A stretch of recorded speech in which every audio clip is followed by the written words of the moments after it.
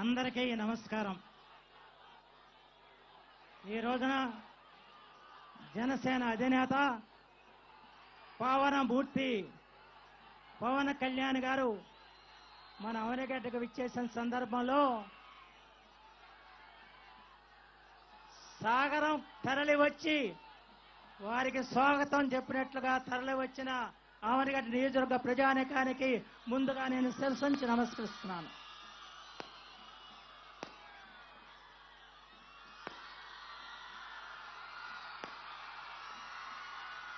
నిజంగా మీ అభిమానాన్ని చూస్తూ ఉంటే నాకు నోట మాట రావటం లేదు. నిజంగా పవన్ కళ్యాణ్ గారు లాంటి ఒక మహోన్నతమైన ఆశయాలతో సమాజం గురించి ఆలోచిస్తూ రాష్ట్ర ప్రజల బాగు కోసం ఆలోచించే ఒక మహోన్నత వ్యక్తిని ఈ రోజున మనం ఇక్కడ స్వాగతం చెప్పుకోవటం మనందరికీ లభించిన ఒక అదృష్ట భాగ్యంగా మనం భావించాల్సిన అవసరం ఉంది. పవన్ కళ్యాణ్ గారు అందరు రాజకీయ నాయకులు లాంటి వారు కాదు. ఆయన పదవుల కోసం ఏనాడు తాపత్రయపడలా. ప్రజల కోసం తాపత్రయపడే వ్యక్తి పవన్ కళ్యాణ్ గారు. అలాంటి వారి నాయకత్వంలో ఈ రోజున తెలుగుదేశం, జనసేన, బీజేపీ కూటమి ఏర్పడటం, ఆ కూటమికి ప్రధాన కారకులు పవన్ కళ్యాణ్ గారు అన్న విషయం మనందరికీ విదితమే. ఆ కూటమి పక్షాన్ని ఈ రోజున అవనిగడ్డ నియోజకవర్గం నుంచి జనసేన పార్టీ అభ్యర్థిగా నిలబడే అవకాశం కల్పించినందుకు పవన్ కళ్యాణ్ గారికి నేను ముందుగా నా హృదయపూర్వకమైన కృతజ్ఞతాపూర్వక అభినందనలు తెలియజేసుకుంటున్నాను. అలాగే మన పార్లమెంటుకి శ్రీ వల్లభనేని బాలశౌరి గారు జనసేన పార్టీ అభ్యర్థిగా పోటీ చేస్తున్నారు. అయితే ఈ రోజున త్రివేణి సంఘం లాగా 3 పార్టీలు కూడా ఏకంగా పనిచేస్తున్న నియోజకవర్గం ఏదంటే అవనిగడ్డ నియోజకవర్గం అని చెప్పుకో తప్పదు. అటు తెలుగుదేశం శ్రేణులు, జన సైనికులు, బీజేపీ పెద్దలు అందరూ కూడా కలిసికట్టుగా అవనిగడ్డ నియోజకవర్గం నుంచి బందర పార్లమెంట్ నుంచి గాజు గ్లాస్ గుర్తు మీద కూటమిని గెలిపించాలని చెప్పిన అక్కుటేద దీక్షతో ఈ రోజున మీరందరూ కూడా తరలి వచ్చారు. మీకందరికి కూడా నా హృదయపూర్వకమైన అభినందనలు. అవనిగడ్డ నియోజకవర్గం గత 5 సంవత్సరాలుగా అనేక సమస్యలతో తలడుతున్న సంగతి మీ అందరికీ తెలిసిన విషయమే. అభివృద్ధి అనేది ఏ కోసైనా లేని పరిస్థితి ఏర్పడింది. ఏ రోడ్డు చూసినా ఏమన్నది గర్వకారణం అన్నట్టుగా అన్ని రోడ్లు కూడా గుంతలమైన పరిస్థితి ఏర్పడింది. ఒక రోడ్డుని బాగు చేసిన స్థితి లేదు. అంతేకాకుండా అవనిగడ్డ నియోజకవర్గం వ్యవసాయ ప్రాధాన్యత గల నియోజకవర్గం. ఈ నియోజకవర్గంలో సాగునీటి కష్టాలు అన్నీ ఇన్ని కాదు. ఆ రోజున గత ప్రభుత్వ హయాంలో 45 బస్తాలు పండించుకున్న 5,000 ఎకరాల రైతులు ఈ 5 సంవత్సరాలుగా నీరు లేక పంట పండించుకోక బీడు పెట్టిన పరిస్థితి వచ్చిన సంగతి మనందరూ కూడా గుర్తుంచుకోవాల్సిన అవసరం ఉంది. అలాగే డ్రైనేజీ మరమ్మతు చేయకపోవడంతో కొద్దిపాటి వర్షాలకే పంట పొలాలు మునిగి 4 ఇక్కడ ఆత్మహత్యలకి పాల్పడతాం. ఆ 4 కుటుంబాలని ఆదుకున్న ఘనత పవన్ కళ్యాణ్ గారు దక్కింది తప్ప ప్రభుత్వానికి దక్కలేదని చెప్పి మాత్రం మీ అందరికీ మనం చేస్తున్నాను. ఎవరైతే కౌలు రైతులు ఆత్మహత్యలు చేస్తున్నారో రాష్ట్ర వ్యాప్తంగా ఉన్న కౌలు రైతులందరికీ కూడా ఆర్థికంగా సహకారం అందించారు పవన్ కళ్యాణ్ గారు. వారి కృతం చెప్పుకోవాల్సిన అవసరం ఉంది. దయచేసి మీరు ఎవరు కదలకుండా నిశ్శబ్దంగా ఉండాలి. కొంచెం జెండాలు కూడా పక్కా పెట్టండి, కనపడకుండా ఉంటున్నాయి. దయచేసి అందరూ నిశ్శబ్దంగా ఉంటే కార్యక్రమంలో మనం ఎంతకాలం ఎదురు చూస్తుంది పవన్ కళ్యాణ్ గారి కొరకు ఆ కార్యక్రమం మనం దయచేసి ఎవరు మీరు ముందుకు రాకుండా ఉంటే మంచిది. ఒక్క అడుగు వెనక్కి వెళ్ళండి. మీరు ఆడబిడ్డలు ఉన్నారు ఇక్కడ, ఒక్క అడుగు వెనక్కి వెళ్ళండి. నలిగిపోకుండా చూసుకోండి. ఏ సభలకి ఆడబిడ్డలు రారు, మీరు కాపాడుకోవాల్సిన బాధ్యత మంది. దయచేసి ఆ జెండాలు ఊపుతున్న ఆ ఒక్క సమూహం ముందుకు రాకుండా దయచేసి మీరు ఉండండి. దయచేసి పవన్ కళ్యాణ్ గారు మహిళల పట్ల ఎంత భక్తి గౌరవాలతో ఉంటారంటే ఇది ఒక నిదర్శనం అని చెప్పి మాత్రం మనం చేస్తాను. అక్కడ జన సైనికులందరూ కూడా వారు చెప్పిన కొంచెం వెనక్కి వెళ్ళి ఈ మహిళా మహిళలకు రక్షణ కవచంగా నిలబడాల్సిన బాధ్యత మీ మీద ఉందని చెప్పి మాత్రం మీ అందరికీ మనం చేస్తున్నాను. దయచేసి కొంచెం వెనక జరగండి, వాళ్ళకి రక్షణ కవచంగా నిలబడండి అని చెప్పి మాత్రం కోరుతున్నాను. పవన్ కళ్యాణ్ గారిని ఆదేశిస్తే ఆ ఆదేశాన్ని జన సైనికులు తప్పనిసరిగా పాటించాల్సిన అవసరం ఉంది. ఆ రీతిలో మీరు వ్యవహరించాలని చెప్పి మాత్రం కోరుకుంటూ, ఈ రోజున మనకి పవన్ కళ్యాణ్ గారు ఒక మాట చెప్పారు, ప్రతి చేనికి నీరు ప్రతి చేతికి పని అని చెప్పినాయి. అంచేత మన ఏదైతే అవనిగడ్డ నియోజకవర్గంలో అష్టకష్టాలు పడుతున్న రైతాంగానికి ప్రతి చేనికి నీరిచ్చే బాధ్యత వాళ్ళ కూటమి ప్రభుత్వం తీసుకుంటుందని చెప్పి మాత్రం మనం చేస్తాను. అలాగే తాగునీటి సమస్యలు అనేకం ఉన్నాయి. ప్రతి గ్రామంలో కూడా తాగునీటి సమస్య, ఇంటింటికి కూడా కుళాయి ఇస్తామని చెప్పి వాళ్ళ కూటమి ప్రభుత్వం ప్రకటించింది. ఆ రకంగా మీ తాగునీటి సమస్య కూడా పరిష్కారం చేస్తామని చెప్పి కూడా ఈ సందర్భంలో నేను మనవి చేస్తాను. అన్నిటికంటే ముఖ్యంగా నేను చెప్పేది ఒకటే, ఈ రోజు నా మీద మీకు నమ్మకం ఉందంటే నేను అందరి వాడిని అని చెప్పి మీరు నమ్ముతున్నారని చెప్పి నేను భావిస్తున్నాను. నేను ఈ సభాముఖంగా వాగ్దానం చేసేది ప్రతి ఒక్కరికి కూడా నేను రక్షణ కవచంగా నిలబడతానని చెప్పి మాత్రం మనం చేస్తాను. ఇవాళ రకరకాల ప్రచారాలు జరుగుతున్నాయి, దయచేసి వాటిని నమ్మకండి. బడుగు బలహీన వర్గాలకి, దళిత గిరిజన వర్గాలకి అండగా నిలిచేది జనసేన. ఆ జనసేన జెండా పట్టుకుని మీకు అండగా నిలబడతామని చెప్పి కూడా ఈ సందర్భంలో మీ అందరికీ నేను మనవి చేస్తున్నాను. అలాగే అనేక కార్యక్రమాలు మనకు మిగిలిపోయి ఉన్నాయి. ఎదురుమండి ఏటిమొగ బ్రిడ్జి, అలాగే వాళ్ళ నదీ తీరాలను కోత గురవుతున్న ఎడ్లంక, ఎదురుమండి మొదలైన అవన్నీ సంరక్షించుకోవాలి. అలాగే కరకట్టలు, సముద్ర కట్టలు పరిరక్షించుకోవాలి. అలాగే 22A భూములు అని చెప్పి పదే చెబుతున్నారు, కానీ అవి ఎక్కడ అమల్లోకి వచ్చిన పరిస్థితులు లేవు. అంచేత ఏదైతే నిషేధిత భూములు ఉన్నాయో ఆ నిషేధిత భూములకు కూడా మళ్ళా మా ప్రభుత్వ హయాంలో తప్పనిసరిగా మీకు న్యాయం చేసే పరిస్థితి మాత్రం చేస్తామని చెప్పి ఈ సందర్భంలో మీ అందరికీ మనవి చేస్తూ, అనేక సమస్యలు ఉన్నాయి, ఆ సమస్యలన్నీ కూడా పరిష్కారం చేస్తాం. అభివృద్ధి పదంలో ఆంధ్రప్రదేశ్లో ఆ అవనిగడ్డని అగ్రగామిగా నిలుపుతామని చెప్పి మాత్రం మీ అందరికీ మనవి చేస్తున్నాం. ఈ 5 సంవత్సరాలుగా అవనిగడ్డ జరిగింది ఏంటి? దోపిడీ, ఇసుక దోపిడీ, మట్టి దోపిడీ, రకరకాల దోపిడీలతో స్థానిక శాసనసభ్యుడు సింహాద్రి రమేష్ బాబు గారు, షాడో ఎమ్మెల్యే కడవకొల నరసింహరావు గారు చేసిన దోపిడీ మీ అందరూ తెలిసిన దోపిడీ. ఆ దోపిడీని మనం కోరుకుంటున్నామా? ఆ దోపిడీ లేని ప్రభుత్వం పాలన రావాలా అనేది మనం ఆలోచించాలి. మనకు మాట్లాడే హక్కు లేకుండా చేశారు, ప్రశ్నించే హక్కు లేకుండా చేశారు. మాట్లాడితే జైల్లో పెట్టిన పరిస్థితి, కేసులు పెట్టిన పరిస్థితి, ప్రజలకు సంక్షేమ పథకాలు తీసేస్తామని భయపెట్టిన పరిస్థితి. వీటన్నిటి నుంచి కూడా విముక్తం కావాలంటే ఇవాళ మళ్ళా మనం కూటమిని గెలిపించుకోవాల్సిన బాధ్యత ఉంది. ఒక స్వేచ్ఛాజీవులుగా మీరు సంచరించే విధంగా అవనిగడ్డ నియోజకవర్గంలో మీకు స్వేచ్ఛనిచ్చి మీ యొక్క అండగా నిలిచే వ్యక్తిగా నేను ఉంటానని చెప్పి కూడా ఈ సందర్భంలో మనవి చేసుకుంటూ, ఇప్పుడు మన బందర పార్లమెంట్ అభ్యర్థి శ్రీ వల్లభనేని బాలశౌరి గారిని మాడవలసిన కోరుతున్నాం.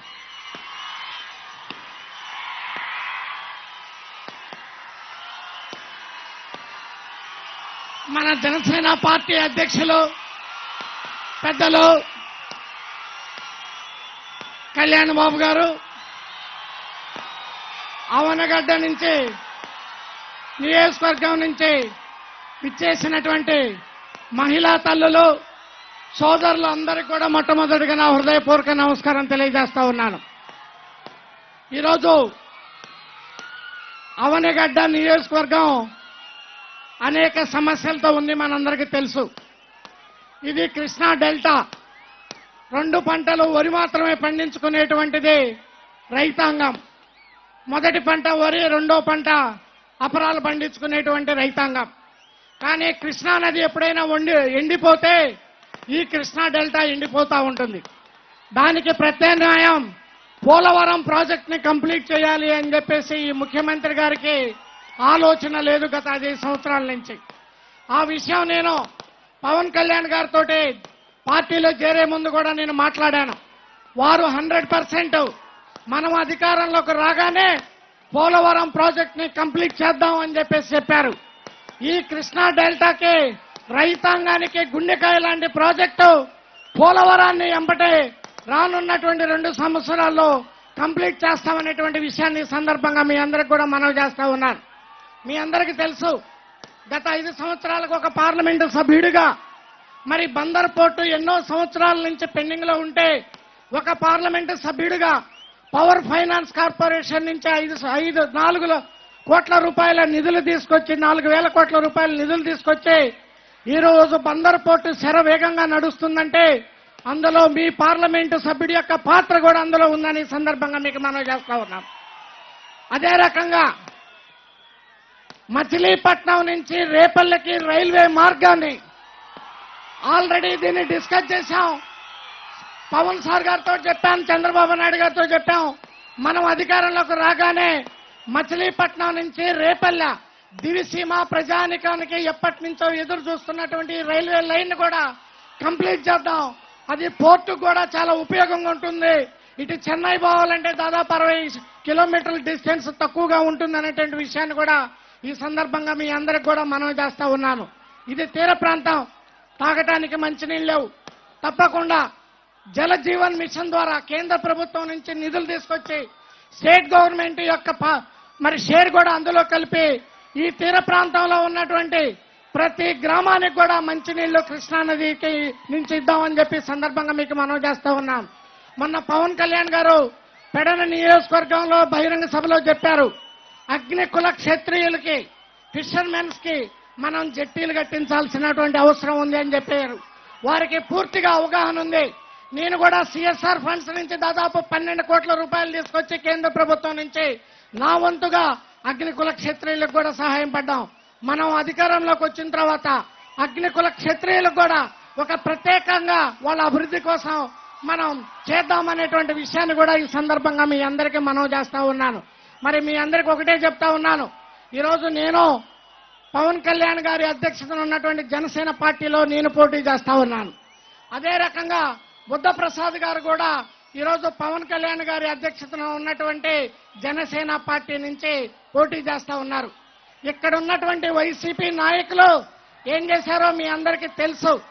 వాళ్ళు ఓడిపోతున్నామనేటువంటి భయంతో మరి యొక్క బుద్ధప్రసాద్ అనేటువంటి పేరుతోటి నామినేషన్ ఇప్పించారు. అదే రకంగా ఆ బందర్లో ఒకడు ఉంటాడు సన్నాసి, మీకు తెలుసు కదా, మాట్లాడితే వారాహిని ఇక్కడికి రాని అన్నాడు. ఇప్పుడేమన్నా నీ తాత పేడ ఇక్కడికి వచ్చిందని చెప్పేసి అడుగుతా ఉన్నా. ఈ మధ్య ఎలక్షన్ వచ్చేలోపు ఆయనకి బాగా డిసిప్లైన్ వచ్చింది. మొన్న ఈ మధ్య కొత్తగా పవన్ గారిని నేనేమనలేదు అంటున్నాడు, గారులోకి వచ్చాడు. ఎలక్షన్ అయిన తర్వాత సార్ అంటాడు, రిజల్ట్ వచ్చిన తర్వాత ముందు సార్ అంటాడు, తర్వాత సార్ అంటాడు. కొంచెం మాట్లాడే ముందు వెనక మన స్థాయిని చూసుకొని మాట్లాడాలి పేరు నాని అని చెప్పేసి ఈ సందర్భంగా మీకు మనవి చేసుకుంటూ ఆయన ఒక పని చేశాడు. బందర్లో సిహెచ్ బాలశౌరి అనేటువంటి పేరు మీద ఒక నామినేషన్ ఇప్పించి నా పక్కన పెట్టాడు. నేను అడుగుతా ఉన్నాను ఈ వైసీపీ నాయకుల్ని, మీరు ధైర్యంగా యుద్ధం చేయాలి. దొంగసాటుగా దాన్ని యుద్ధం అనరు. కానీ ప్రజలకి అసలైన జనసేన నాయకులు ఎవరో ప్రజలకు తెలుసు. వాళ్ళకి తప్పకుండా గాజు గ్లాస్ మీద ఓటేస్తారని సందర్భంగా నేను మనవి చేస్తా ఉన్నాను. ఈరోజు లక్కీగా నా సీరియల్ నంబర్ 6, అలాగే బుద్ధప్రసాద్ గారి యొక్క సీరియల్ నంబర్ 6. మీకు 6 అనగానే ఒకటి మెగాస్టార్ చిరంజీవి గారి యొక్క పాట గుర్తు రావాలి. కొడితే కొట్టాలిరా 6 కొట్టాలి అనేటువంటి పాట రావాలి. మా ఇద్దరిది 6, ఒక పక్క 6, రెండో పక్క పవన్ కళ్యాణ్ గారి గాజు గ్లాసు, మధ్యలో నేను బుద్ధప్రసాద్ గారు ఉన్నాం. ఓట్లన్నీ మాయేనని చెప్పి సందర్భంగా మీ అందరికీ మనవి చేసుకుంటే, ఓటేసే ముందు చాలా తెలివిగా గాజు గ్లాసు పై నంబర్ 6ను గుర్తుపెట్టుకొని వేయమని. మరి పవన్ కళ్యాణ్ గారి యొక్క ఆశయాలు ఏమున్నాయో మీ అందరికీ తెలుసు. తనకు వచ్చినటువంటి డబ్బులతోటి ట్యాక్సులు కట్టి కౌలు రైతులకి డబ్బులు ఇచ్చినటువంటి ఈ ఆంధ్రప్రదేశ్ లో ఏకైక వ్యక్తి పవన్ కళ్యాణ్ గారు అని చెప్పి సందర్భంగా మీకు మనవి చేస్తాను. అలాంటి మంచి మనసు ఉన్నటువంటి ప్రజా నాయకుల్ని మీరు దీవించాలని చెప్పేసి సందర్భంగా మీ అందరికి కోరుకుంటూ, అవనిగడ్డ నియోజకవర్గం 2004 నుంచి నాకు పూర్తి అవగాహన ఉన్నటువంటి నియోజకవర్గం. తప్పకుండా నేను బుద్ధప్రసాద్ కలిసి పెద్దల యొక్క ఆశీస్సులు, పవన్ కళ్యాణ్ గారు చంద్రబాబు ఆశీస్సులతోటి ఇక్కడ ఉన్నటువంటి సమస్యలన్నిటిని కూడా మరి పరిష్కరిస్తానని చెప్పి ఈ సందర్భంగా మీకు మనవి చేసుకుంటూ, నీతి నిజాయితీగా పనిచేస్తానని ఈ సందర్భంగా మీ అందరికీ మనవి చేసుకుంటూ, మా ఇద్దరిని ఆశీర్వదించే మన పార్టీనే దినదినాభివృద్ధి చెందే విధంగా మీ అందరూ కూడా ఆశీస్సులు కావాలని కోరుకుంటూ సెలవు తీసుకుంటున్నాను. జై జనసేన, జై పవన్ కళ్యాణ్, జై తెలుగుదేశం, జై చంద్రబాబు. ఇప్పుడు జిల్లా తెలుగుదేశం పార్టీ అధ్యక్షులు, ఈ రోజు పుట్టినరోజు జరుపుకున్న పెద్దలు శ్రీ కొనకల నారాయణరావు గారిని మాడవలసిన కోరుతున్నాను. పవన్ కళ్యాణ్ గారు జగన్మోహన్ రెడ్డి ప్రభుత్వం జరుపుతున్నటువంటి అక్రమాలని, అవినీతిని అడుగడుగునా ఎదుర్కొంటూ జగన్మోహన్ రెడ్డిని ప్రభుత్వాన్ని గద్దె దించి ఈ రాష్ట్ర ప్రజల్ని, ప్రజాస్వామ్యాన్ని కాపాడతానని చెప్పి ముందు నుంచి కూడా ఆయన జగన్మోహన్ రెడ్డి వ్యతిరేక ఓటు చీలనివ్వను అని చెప్పి శపథం చేసి చంద్రబాబు నాయుడు గారి మీద అక్రమ కేసు బనాయించి రాజమండ్రి సెంట్రల్ జైల్లో పెడితే ఆయన్ని రాజమండ్రి సెంట్రల్ జైలు రాకుండా పవన్ కళ్యాణ్ గారిని అడుగడుగునా అడ్డుకున్నా కూడా వాళ్ళందరినీ కూడా ధిక్కరించి చంద్రబాబు నాయుడు గారికి దగ్గరికి వెళ్లి ఆయనకి సంఘీభావం ప్రకటించి బేషరతుగా బయటకు వచ్చి చంద్రబాబు నాయుడు గారితో నేను కలిసి పనిచేస్తాను, కూటమిగా ఏర్పాటు చేస్తాను, జగన్మోహన్ రెడ్డి గద్దె దించడమే నా పని, మీరందరూ కూడా నాతో పాటు కలిసి రండి మనిషి అనేవాడు అని చెప్పి చంద్రబాబు నాయుడు గారికి వెన్నుదన్నుగా నిలిచి ఇవాళ రోజున కూటమి ఏర్పడటానికి ముఖ్యమైన కారకుడు, ముఖ్యమైన వ్యక్తి పవన్ కళ్యాణ్ గారు. పవన్ కళ్యాణ్ గారు కనుక పూనుకోపోతే ఇవాళ కూటమి ఏర్పడేది కాదు. ఇవాళ జరుగుతున్నటువంటి ఈ పోరాటంలో మనకు సర్వ సైన్యాధ్యక్షుడు పవన్ కళ్యాణ్ గారు. ఇవాళ ధర్మానికి అధర్మానికి జరుగుతున్న పోరాటం, కౌరవులకి పాండవులకు జరుగుతున్న పోరాటంలో ఇవాళ రోజున మన సంఘానికి, మన పోరాటానికి మనకు వెన్నుదన్నుగా నిలిచినటువంటి పవన్ కళ్యాణ్ గారు సినిమాల్లో మాత్రమే హీరో కాదు, నిజ జీవితంలో హీరో. నాకు వీరాభిమాని. ఇవాళ నేను పార్లమెంటు సభ్యుడిగా గతంలో 3 సార్లు పోటీ చేశాను. ఇవాళ ఎలయన్స్ లో ఇవాళ పవన్ కళ్యాణ్ గారు జనసేనకు నేను ఇవ్వాల్సి వచ్చింది. నేను చాలా ఆనందంగా ఇచ్చాను. కారణం ఏంటంటే పవన్ కళ్యాణ్ గారు నా మీద చూపించిన ప్రేమ, చంద్రబాబు నాయుడు గారు నా మీద చూపించిన ప్రేమలో ఈ విషయం, ఈ పదవి త్యాగం అనేది చాలా చిన్న విషయం అని చెప్పి నేను చాలా ఆనందంగా నేను నా మనుషులు అంతా కూడా నిజాయితీగా మరి బాలశౌరి గారి గెలుపుకి, అలాగే మండల బుద్ధప్రసాద్ గారి గెలుపుకి తీవ్రంగా కృషి చేసి ఇవాళ రాష్ట్రంలో జగన్మోహన్ రెడ్డి ప్రభుత్వం అడ్రస్ లేకుండా పోతా ఉంది. తెలుగుదేశం పార్టీ, జనసేన, బీజేపీ పార్టీలు అధికారంలోకి రాపోతా ఉన్నాయి. ప్రజాస్వామ్యం కాపాడబడుతుంది. మరి జనమంతా మీరంతా వచ్చింది పవన్ కళ్యాణ్ గారి స్పీచ్ వినడానికి. కాబట్టి నా ఉపన్యాసం ఎంతటితో ముగిస్తా ఉన్నాను. ధన్యవాదాలు. ఇప్పుడు అంబట్ రాయుడు గారు పరిచయం లేని వ్యక్తి మీ అందరికీ.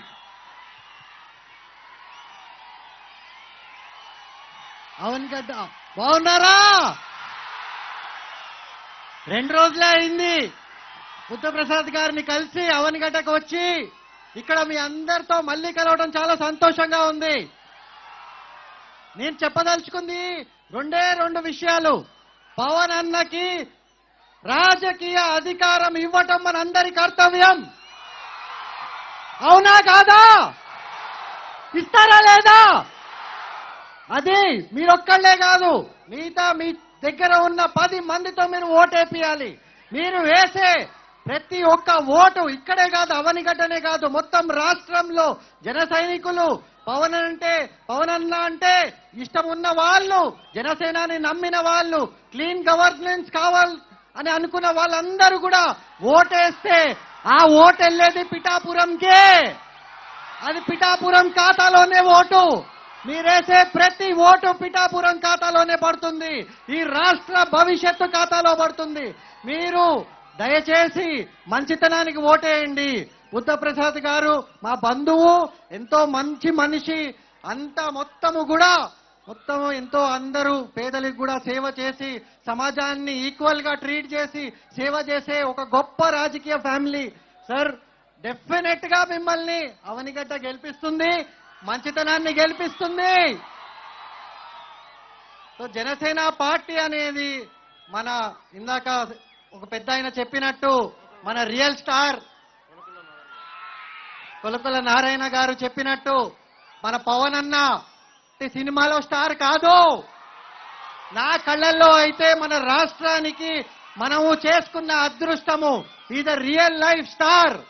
గుర్తుపెట్టుకోండి, మీ అందరి కోసము ఆయన 15 ఏళ్లుగా మన రాష్ట్రం కోసం తిరుగుతున్నారు. సో ఇంగ్లీష్ లో చెప్పాలంటే హీ మీన్స్ బిజినెస్.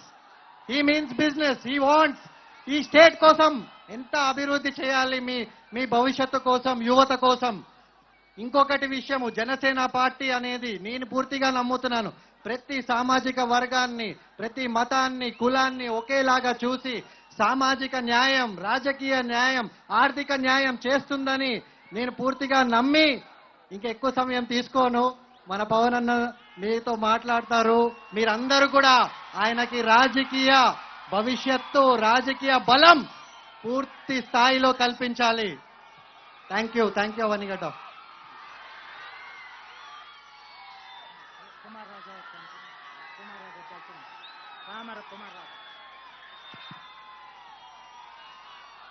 యువ దళిత నేత, పామర్ అసెంబ్లీ నియోజకవర్గం నుంచి కూటమి అభ్యర్థిగా పోటీ చేస్తున్న శ్రీ వర్ల కుమార్ రాజా గారిని మాట్లాడాల్సిన కోరుతున్నా.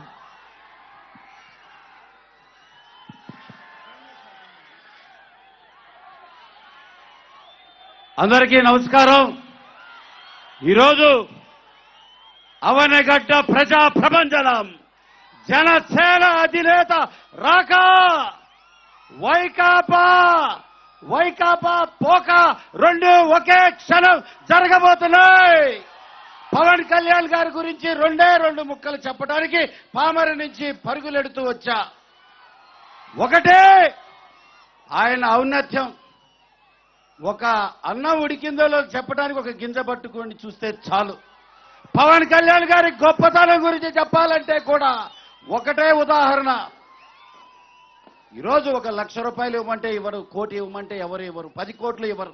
కానీ రక్తం ఓడించి, చెమట చిందించి, కష్టార్జితం 30 కోట్లు కౌలు రైతులకి 3,000 మందికి ఒకేసారి ఆదుకొని 1,00,000 రూపాయల చొప్పున ఇచ్చి ఆదుకున్న ఏకైక వ్యక్తి, మహాశక్తి. He is none other than one and only Janasena అధినేత పవర్ స్టార్ కొనిదెల పవన్ కళ్యాణ్ గారని కూడా మీ అందరికీ తెలియజేస్తున్నా. ఎవరు చేస్తారు చెప్పండి, వినండి, చూపించమనండి. 1 కోటి రూపాయలు ఇవ్వటానికి అల్లాడిపోతారు. 30 కోట్లు సొంత నిధులు ఇచ్చిన వ్యక్తి గురించి మాట్లాడతారంటే ఇక వాళ్ళ విజ్ఞతకే వదిలేయాలి. అంతేకాదు, రెండో గొప్ప విషయం, నేను ఒక సామాన్యుణ్ణి. తొలి ప్రేమ సినిమా బాలు పక్కన నిలబడ్డా. నా జీవితానికి ఇది చాలు. తొలి ప్రేమ సినిమా హీరో బాలు పక్కన నిలబడ్డ నా జీవితానికి ఇది చాలు. నా జన్మ చరితార్థం. అంతేకాదు, ఇంకొక విషయం, నాకొక స్నేహితుడు ఉన్నాడు ఇంజనీరింగ్ కాలేజీలో, పేరు సురేష్. అతి సామాన్యుడు. అతను నా ఇంట్లో 6 నెలలుండి ఇంజనీరింగ్ కలిసి చదువుకున్నాం. అంతే. ఆ స్నేహం అప్పుడప్పుడు మాట్లాడుకుంటున్నాం, అడపతడప అయిపోయింది అక్కడితో. కానీ ఆ సామాన్యుడు ఈరోజు పవన్ కళ్యాణ్ గారికి కూడా స్నేహితుడయ్యాడు. పవన్ కళ్యాణ్ గారికి కూడా నా ఫ్రెండ్ సురేష్ స్నేహితుడయ్యాడు. అక్కడితో వదిలేయండి. కానీ 6 నెలల క్రితం పవన్ కళ్యాణ్ గారు మచిలీపట్నం వచ్చినప్పుడు తెలుగుదేశం ఇన్ఛార్జీలందరినీ పిలిచారు. నేను చెప్పా, సురేష్ ఫ్రెండ్ని సార్ అని. వెంటనే సురేష్ ఫ్రెండ్వా?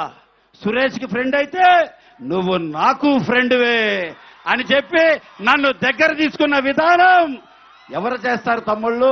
ఉన్నత స్థానంలో శిఖరాల్లో ఉన్న పవన్ కళ్యాణ్ గారు స్నేహానికి ఇచ్చిన విలువ అది. అంతేకాదు, కొసమెరుపు నన్ను దగ్గరికి పిలిచి భుజం మీద చేయేసి, నిన్ను చూస్తుంటే నా ఫ్రెండ్ సురేష్నే చూస్తున్నట్టుంది అన్న విధానం చూసిన తర్వాత ఆశ్చర్యపోయా. ఒక సామాన్యుడిని స్నేహితుడిగా అంటూ స్నేహానికి ఇచ్చిన విలువ పవర్ స్టార్ పవన్ కళ్యాణ్కి దక్కుతుందని కూడా మీ అందరికీ తెలియజేస్తున్నా. ఆయన్ని దగ్గరగా చూడండి. ఆయన మనసు విశాలం. అది గుర్తుపెట్టుకొని ఇక్కడ అవనిగడ్డ జనసేన అడ్డా అనే విధంగా మీరందరూ ముందుకు రావాలని కోరుకుంటూ నాకు ఈ అవకాశం ఇచ్చిన పెద్దలందరికీ ధన్యవాదాలు తెలియజేస్తూ సెలవు తీసుకున్నాను. జై హింద్, జై తెలుగుదేశం, జై జనసేన. ధన్యవాదాలు కుమార్ రాజా గారు. వర్ల రామయ్య గారిని మించిపోయారు మీరు ప్రసంగంలో. ఇప్పుడు మనం అందరం ఎదురు చూస్తున్న ప్రసంగం మన అధినేత పవన్ కళ్యాణ్ గారు ప్రసంగిస్తారు. మీరు చాలా ఎంత నిశ్శబ్దంగా ఉంటే వారు అంతసేపు మాట్లాడతారు. అంతే దయచేసి చాలా నిశ్శబ్దంగా మీరు కార్యక్రమంలో పాల్గొనాలని కోరుకుంటున్నాను. నిశ్శబ్దంగా ఉండండి. వారు చక్కగా చాలా విషయాలు చెప్తారు. ఇవన్నీ వినాలి మనం. మా వాళ్ళ నిశ్శబ్దం మంచిది కాదన్నా. మా వాళ్ళు అల్లరి ఉంటేనే అన్నాం. నిశ్శబ్దం ఎన్ని కొద్ది పాటిస్తారు.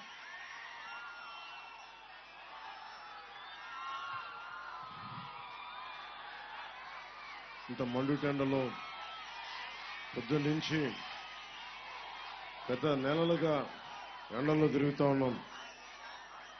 ఒక అవనిగడ్డ రాగానే ఈ చల్లటి తీర ప్రాంత గాలి చాలా ఆహ్లాదం ఇచ్చింది. ఆ తీర ప్రాంత గాలితో పాటు హారతులిచ్చే మా ఆడపడుచులు,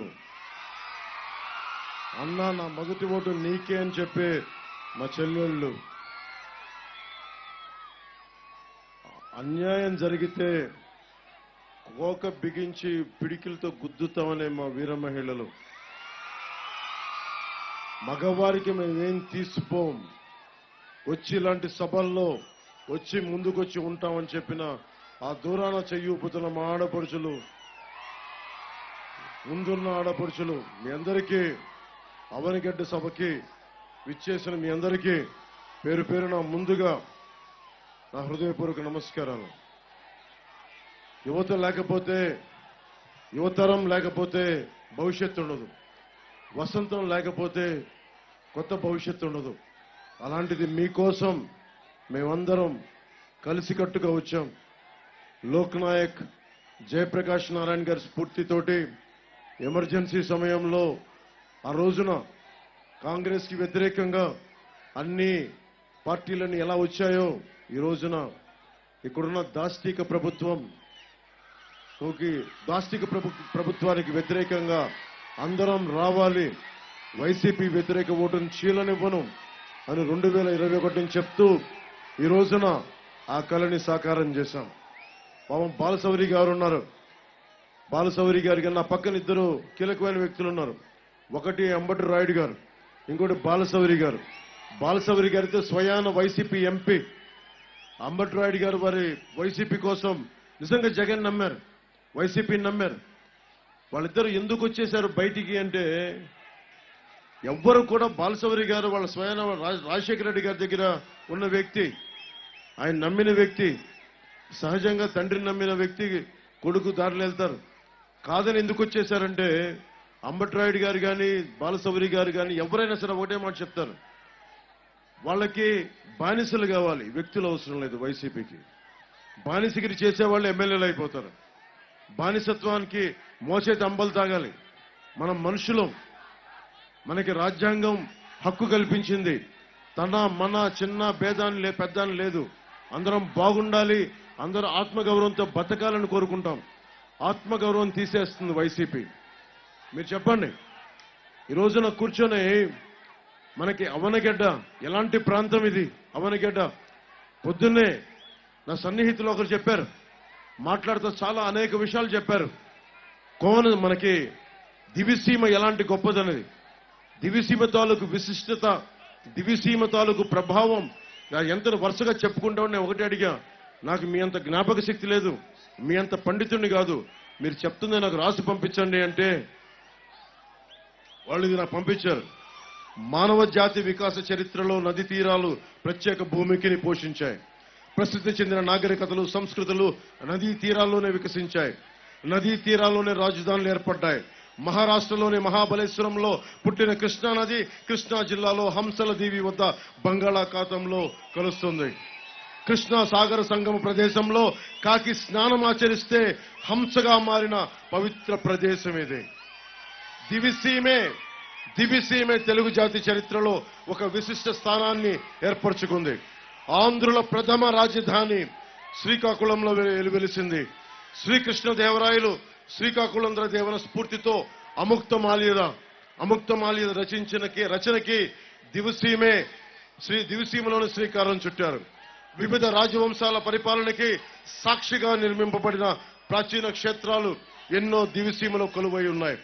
కూచిపూడి నాట్యం ఇక్కడ ఆవిర్భవించింది. క్షేత్రయ్య 10 పరిమళాలతోటి దివిసీమ పునీతమైంది. నృత్య రత్నావళి రచించిన జాయపసేనని దివిసీమ తొలి పాలకుడు. ఒక్క మాటలో చెప్పాలంటే దివిసీమ పరిమాణం చిన్నదైనా కానీ యావత్ ఆంధ్ర దేశాన్ని, యావత్ భారతదేశాన్ని దివిసీమ ప్రభావితం చేసింది. తెలుగునాట పుట్టిన అనేక ఉద్యమాలకి కేంద్ర బిందువై నిలిచింది. దానికి ఉదాహరణే మండలి కృష్ణారావు గారు. మండలి బుద్ధప్రసాద్ గారి నాన్నగారిని దివిసీమకి తుఫాను టైంలో ఆయన చేసిన సేవలకి మనకి దివిసీమ గాంధీగా పిలువబడతారు, గౌరవింపబడతారు. అలాంటి వ్యక్తి ఈ రోజున మనకి కూర్చొని అవనిగడ్డ జనసేన గాజు గ్లాస్ గుర్తు మీద పోటీ చేస్తున్నందుకు ఒక్కమారు మండలి కృష్ణారావు గారికి మనస్ఫూర్తిగా, ఆయన దివ్యాత్మ ఎక్కడున్న వారికి మనస్ఫూర్తిగా నమస్సుమాంజలు తెలియజేస్తా ఉన్నాం. తెలుగు భాష వికాసానికి, సాహిత్య వైభవానికి, సాంస్కృతిక పునరుజ్జీవానికి, జాతీయ భావ వ్యాప్తికి దివిసీమ ప్రాంతం వైతాళిక గీతాలు పాడింది. తెలుగు జాతిని మేల్కొల్పింది. స్వాతంత్రోద్యమంలో ప్రముఖ పాత్ర నిర్వహించింది. జాతీయ జెండాను రూపొందించిన శ్రీ పింగళి వెంకయ్య మన దివిసీమ వాసులు. ఆయన జన్మస్థలం యార్లగడ్డ. జాతీయ పతాకం గౌరవం కాపాడిన జెండా వీరుడు తోట నరసయ్య నాయుడు దివిసీమ వారే. కృష్ణ పత్రిక ద్వారా జాతీయ వ్యాప్తి చేసిన మట్నూరి కృష్ణారావు గారు దివిసీమ వారే. చెరుకువాడ నరసింహం, గొట్టిపాటి బ్రహ్మయ్య, చండ్ర రాజేశ్వరరావు, మండలి వెంకట కృష్ణారావు గారు వంటి స్వాతంత్ర సమరయోధులకు జన్మనిచ్చిన సీమ దివిసీమ. మహాత్మా గాంధీ 1929 సంవత్సరంలో అవనిగడ్డ నియోజకవర్గంలోని 6 మండలాలు తిరిగారంటే ఈ ప్రాంత విశిష్టత ఎంత విశిష్టమైనదో మనం అర్థం చేసుకోవచ్చు. స్వరాజ్య సాధనలో ఎందరో జైలుకు వెళ్లారు. స్త్రీలు, దివిసీమ ఆడపడుచులు ఈ రోజున వచ్చి అన్నా నా మొదటి ఓటు నీకే అని ఎలా చెప్పారో ఈ రోజున ఒకప్పుడు గాంధీ గారు తిరుగుతున్నప్పుడు దివిసీమ ఆడపడుచులు ఒంటెల మీద నగల ఒలిచి స్వాతంత్ర ఉద్యమానికి ధారపోసిన వీర మహిళలు ఆడపడుచులు దివిసీమ ఆడపడుచులు. శ్రీ సుసర్ల దక్షిణామూర్తి గారు, పారుపల్లి రామకృష్ణయ్య వంటి సంగీతవేత్తలు, వేటూరి ప్రభాకర శాస్త్రి, వేటూరి సుందరరామమూర్తి, కొడాలి సుబ్బారావు, గొర్రెపాటి వెంకట సుబ్బయ్య, శ్రీమతి ఎద్దనపూడి సులోచనారాణి వంటి సాహితీవేత్తలు మన దివిసీమలోనే మనకి జన్మించారు. వారికి నా హృదయపూర్వక నమస్కారాలు. ఆ దివ్యాత్మలందరికీ.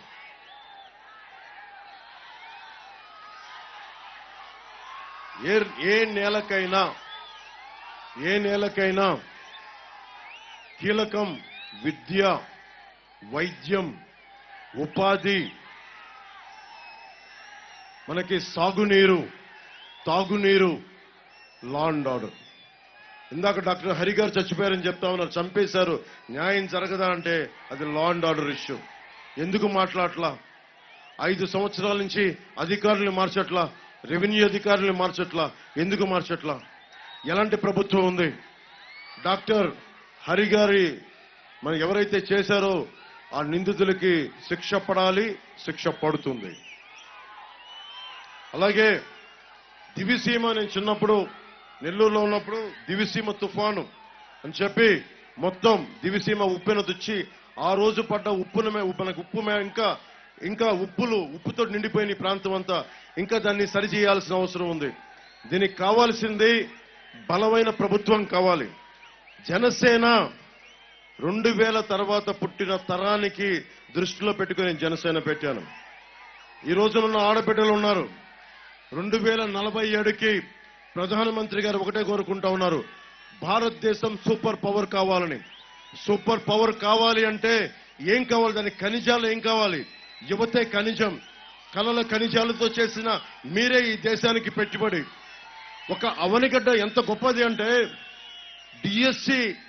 డిఎస్సికి రాష్ట్రం అంతా తెలంగాణతో సహా డిఎస్సి ట్రైనింగ్ సెంటర్స్. ఎవరన్నా సరే ఇక్కడికి వచ్చి నేర్చుకోవాలి. దాదాపు 28,000 ఉద్యోగాలు ఉన్నాయి.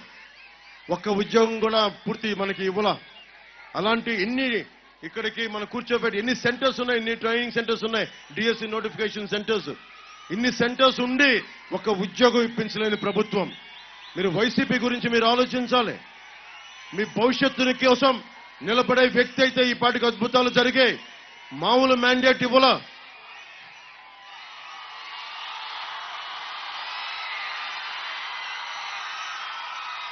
ప్రజలు ఇచ్చింది. జగన్ని నమ్మారు అందరూ. ఒక ఛాన్స్ ఇచ్చేశారు. ఒక ఛాన్స్ ఇస్తే ఏం చేశారు?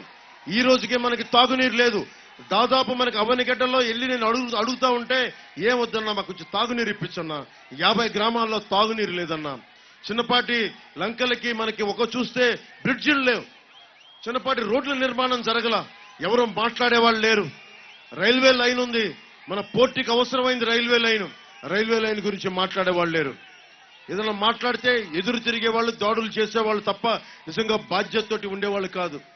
ఇక్కడ మనకి రైల్వే లైన్ కావాలి, నిలబడాలి అంటే దమ్మున్న బాలశౌరి గారు ఎలాంటి వ్యక్తి చూశారు నిన్న. జనం కోసం నిలబడే వ్యక్తి, కార్యకర్తలకు అండగా ఉండే వ్యక్తి. ఒక్క కార్యకర్త మీద వైసీపీ నాయకులు చేయి చేసుకుంటే వీరసింహంలా, సింగంలా తిరగబడ్డాడు, చిరుతుపుల్లా తిరగబడ్డాడు. కార్యకర్తలకి, జన సైనికులకి బలం ఇచ్చాడు. అలాంటి నాయకునే పెట్టాను మనకి బందర్ పార్లమెంట్ అభ్యర్థిగా. కొనకళ్ళ నారాయణ గారు ఒక సింగంలా పోరాడారు. రాష్ట్ర విభజన సమయంలో తొడ కొట్టి మరి చొక్కా ఛాతీ పట్టుకొని మరి మనకి కాంగ్రెస్ నాయకుల మీద పోరాడాడు. ఆ రోజున పార్లమెంట్ లో ఆయన మీద దాడి జరిగితే కదిలిపోయాను. దాడి కొనకళ్ళ నారాయణ మీద గారికి జరగల, తెలుగుదేశం నాయకుల మీద జరగల, ఆంధ్రుడి మీద జరిగింది, తెలుగువాడి మీద జరిగింది. అందుకే వారంటే నాకు అపారమైన గౌరవం. అనలేని వాత్సల్యం. వారికి ఒకటే చెప్పా, సార్ మీ మీద పడ్డ దెబ్బ మా అందరి మీద పడ్డ దెబ్బ, తెలుగు జాతి మీద పడ్డ దెబ్బ, ఆంధ్ర జాతి మీద పడ్డ దెబ్బ. మీరు పెద్ద మనసుతోటి ఈ రోజున మనకి బాలశౌరి గారికి ఇచ్చి మీ పెద్ద మనసు చాటుకున్నారు. మేము ఎప్పుడు కూడా మా జన్మలో ఇది మర్చిపోలేం. నేను కూడా చంద్రబాబు గారు రాజమండ్రి జైల్లో ఉన్నప్పుడు ఒకటే నిర్ణయించుకున్నాను. గొడవలు పక్కన, విభేదాలు తర్వాత పక్కన, అందరం కావాల్సింది ఆడపడుచులకి, యువతకి ఒక్క డిఎస్సి నోటిఫికేషన్, ట్రైనింగ్ సెంటర్స్ ఉంటే ఉద్యోగాలు రావు, మెగా డిఎస్సి రాదు. ఏం చేయాలి? ఒక జనసేన మీద నేను ఆధారపడలా. జనసేనకున్న బలం ఏంటి?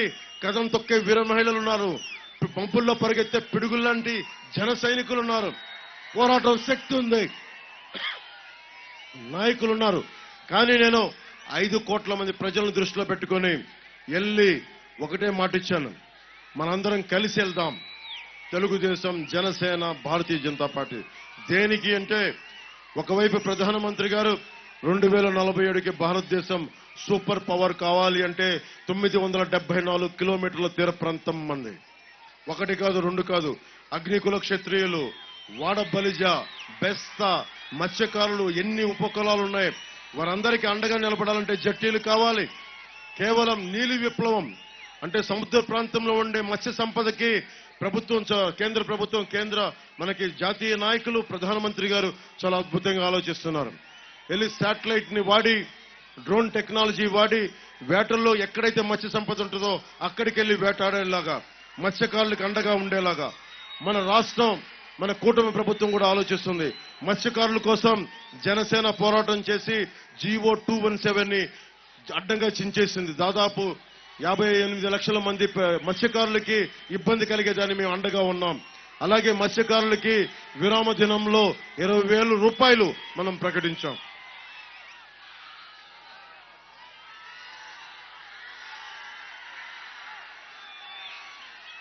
దివిసీమ ఉప్పెన తర్వాత ఉప్పు నీరు చొచ్చుకొని వచ్చింది. దాదాపు మనకి 50 గ్రామాలకి తాగునీరు కావాలి. ఎవరు అడిగేవాళ్ళు లేరు, అడిగినా కానీ చేసేవాళ్ళు లేరు.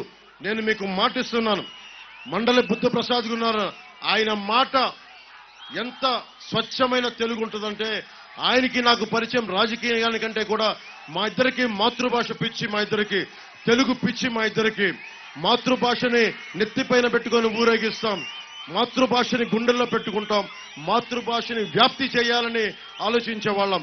అలాంటి ఒక బలమైన నాయకుడు జనసేన తరపున పోటీ చేస్తున్నందుకు వారికి ముందస్తుగా ధన్యవాదాలు తెలుపుకుంటూ, అలాంటి ఒక మహానాయకుణ్ణి, హుందా కలిగిన నాయకుణ్ణి ఈ రోజున జనసేన అవనిగడ్డ నియోజకవర్గం నుంచి పోటీ చేస్తున్నందుకు గాజు గ్లాసు గుర్తు మీద మాటలు చూడటానికి సౌమ్యుడు, మాట సౌమ్యం కానీ భావం పదునైంది.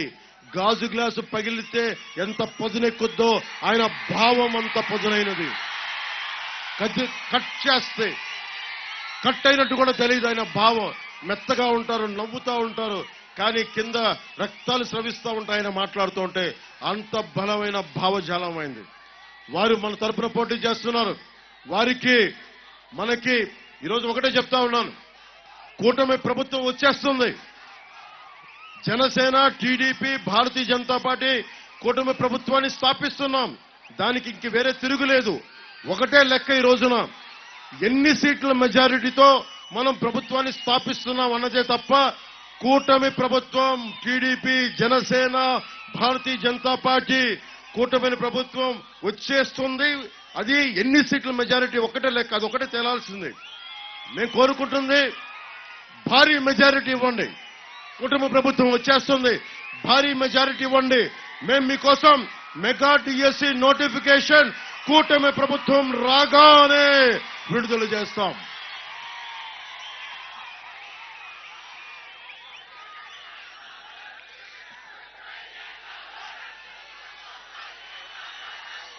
మనకి ఎమ్మెల్యే గారు ఉన్నారు, సింహాద్రి రమేష్ బాబు గారు. ఆయన ఏమన్నారు, ఏటుమొగ ఎదురుమండి బ్రిడ్జి మీద నడుచుకొని వచ్చే ఎన్నికల్లో ఓటు అడుగుతానని చెప్పారు. అన్నారా లేదా? ఏటిమొగ ఎదురుమండి బ్రిడ్జ్ చేసి మరి ఓట్లు అడుగుతాను నడుచుకుంటా అని. బ్రిడ్జి శాంక్షన్ అయిపోయింది, నిర్మాణం అన్నారు. ఈ రోజు మళ్ళీ ఓటు అడిగేందుకు రెడీ అయ్యారు, కానీ బ్రిడ్జి మాత్రం రాలా. బంగాళాఖాతంలో చిన్నపాటి అల్పపీడనం అంటే కూర్చొని మన గుండెల్లో గుబులు పుడతా ఉంది. బంగాళాఖాతానికి ఆనుకుని ఉండే ఈ ప్రాంతంలో వర్షాలు ఎక్కువ. అదే సమయంలో కృష్ణా డెల్టాకి ఆయువు పట్టు కూడా అవనిగడ్డ ప్రాంతం. ఆయుకట్ట చివర భూముల రైతులు నానా ఇబ్బందులు పడుతూ ఉంటారు. భారీ వర్షాలు కురిస్తే చాలు మరుగునీటి సముద్రంలో కలిసి ప్రధాన డ్రైన్లైన రత్నకోడు, లింగన కోడులు పూడిపోతాయి. అటు కోడూరు, నాగాయలంక మండలాల్లో నిర్మించిన అవుట్ఫ్లో ఈ స్లూయిజ్ లాకులు కూడా పనిచేయట్లా. అంటే కనీసం మెయింటెనెన్స్ కూడా చేయట్లా. మరి మన దగ్గర నుంచి ట్యాక్స్ ఎందుకు కలెక్ట్ చేస్తున్నట్టు, మన దగ్గర నుంచి చెత్త ట్యాక్స్ కూడా కలెక్ట్ చేస్తుంది ప్రభుత్వం. కానీ మన లాకులు పూర్తి చేయరు, డ్రైనేజీలు సరిగ్గా మెయింటైన్ చేయరు. దేనికి ట్యాక్సులు కట్టాలి వీళ్ళకి? వీళ్ళు మాట వినరు. ఇతను అడిగితే దాడులు చేస్తారు, బూతులు తిడతారు. వీళ్ళు చేసింది ఒకటే 5 సంవత్సరాల్లో, నోట్లోంచి బూతులు, రోడ్లో గోతులు తప్ప ఇంకా ప్రభుత్వాన్ని సరిగ్గా ఇంకేం చేయాలి, ట్యాక్సులు వేయడాలు తప్ప.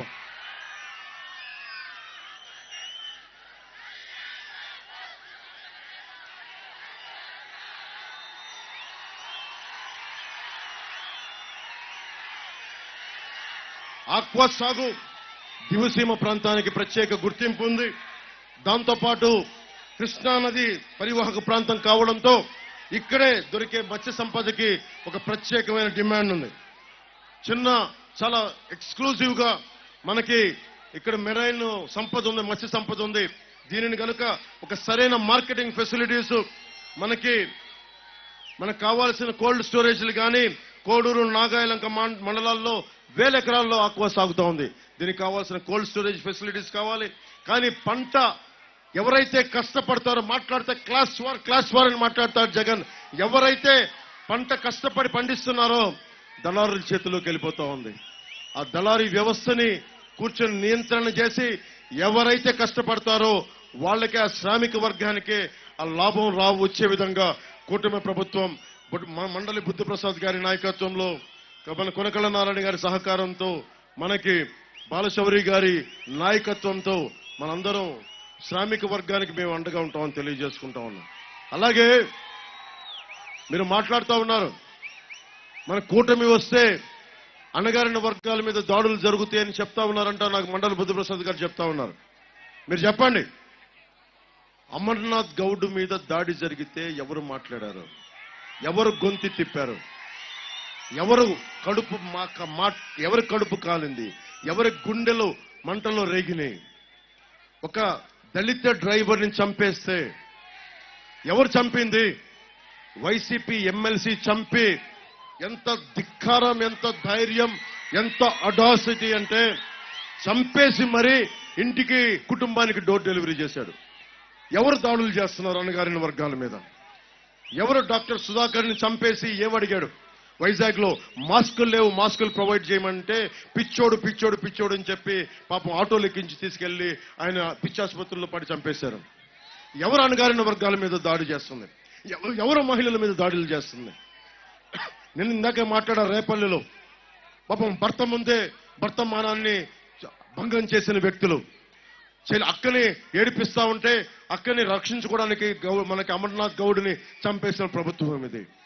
వెళ్ళి మళ్ళీ హంతకులు రోడ్ల మీద తిరుగుతూ ఉన్నారు. ఈ రోజుకి హంతకులు రోడ్ల మీద తిరుగుతూ ఉన్నారు. డాక్టర్ హరి చనిపోయారు, ఎవరో తెలియదు. ఎవరు చేశారు?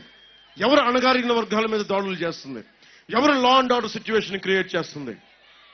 ఇది కావాలి అంటే నా ఇందాక రేపల్లిలో కూడా అడుగుతా ఉన్నారు, అన్న కూటమి ప్రభుత్వం వస్తే ఇలా ప్లే కార్డు పట్టుకొని లా అండ్ ఆర్డర్ బలంగా ఉండాలన్నా మాకు బాధలు ఉన్నాయి, చెప్పుకోలేకపోతున్నాం అంటే నేను మాటిస్తున్నా, ఏ ఒక్క పోలీస్కి ఏం చేయాల్సిన అవసరం లేదు.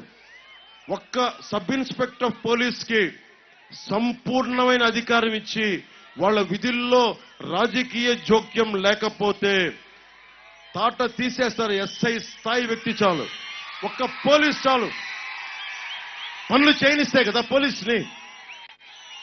నా లోపల గుండెల్లో ఉంది, చంద్రబాబు గారు చెప్తాం, అసెంబ్లీలో మాట్లాడతాం, రేపు పొద్దున పిఠాపురంలో ఎమ్మెల్యేగా కలిసి అసెంబ్లీలో మాట్లాడతాం. జూలియస్ రెబీరో చెప్పిన పోలీస్ రిఫార్మ్స్ పట్టుకొస్తాం. తక్కువ రాజకీయ జోక్యం ఉండాలి పోలీస్ వ్యవస్థలో, మనస్ఫూర్తిగా నేను కోరుకుంటా ఉన్నాను. మీరు చెప్పండి, ఎవరు అణగారిన వర్గాలను దోచారు? ఎవరు ఈ భవన నిర్మాణ కార్మికులను దోచారు? 450 కోట్ల రూపాయలు ఎవరి కష్టం? ఎవరు చిన్నపాటి ఇల్లు కట్టినా, చిన్నపాటి గుడిసేసుకున్నా 1% మనం సెస్ కట్టాలి.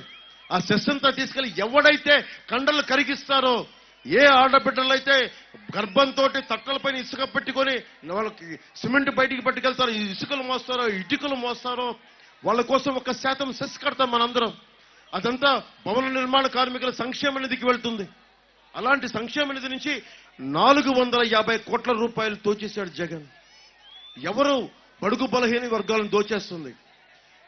60 రూపాయలుండే మందు ఏం చెప్పాడు వచ్చి, నేను మద్యపానాన్ని నిషేధిస్తాను, ఆడపడుచులకి, అక్కలకి, చెల్లెళ్ళకి, అమ్మలకి అండగా ఉంటానని బొగ్గల్ని మీరాడు. ఏం చేశాడు వచ్చి? మొత్తం 60 రూపాయల మందు మద్యపాన నిషేధం సరే, అది వదిలేయండి, 200 రూపాయలు చేశాడు. ఎక్కడికి వెళ్తున్నాయి ఈ డబ్బు?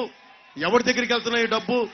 మంత్రులు, ఎమ్మెల్యేలు 1-2 40,000 కోట్ల రూపాయలు, 40,000 కోట్ల రూపాయలు. మీరు ఏదైనా రోడ్డు మీదకి వెళ్ళి ఒక వస్తువు కొంటే మీరు పేటీఎం మీరు వాడాలి, మీరు డిజిటల్ కరెన్సీ వాడతారు. కానీ మందుల షాపులోకి వెళ్తే మొత్తానికి 90% మొత్తం కూర్చోబెట్టి అంత క్యాష్ డబ్బులతోటి. జీఎస్టీ కట్టరు ఇల్లు, మనం జీఎస్టీ కట్టాలి. చేనేత కార్మికుడు కూడా జీఎస్టీ కట్టాలి. కానీ ఈ దేశంలో ఈ ముఖ్యంగా ఈ రాష్ట్రంలో ఎవడైతే మందమ్ముతున్నాడో వాడు జీఎస్టీ కట్టక్కర్లేదు. కానీ ఒక చేనేత కార్మికుడు కూడా జీఎస్టీ కట్టాలి. ఎవడు అడుగుతారు దీన్ని? మీరు పంపించండి, మనం కూర్చోబెట్టి బాలశౌరి గారు నిలదీస్తారు, పార్లమెంట్లోకి వెళ్తారు. ఎందుకు ఎంత జీఎస్టీ ఈ ప్రభుత్వం దోచేసిందో మనకి జాతీయ ఖజానాకి చెప్తారు. ఆయన అడ్డంగా నిలబడతాం, మేము మీ భవిష్యత్తు కోసం నిలబడతాం.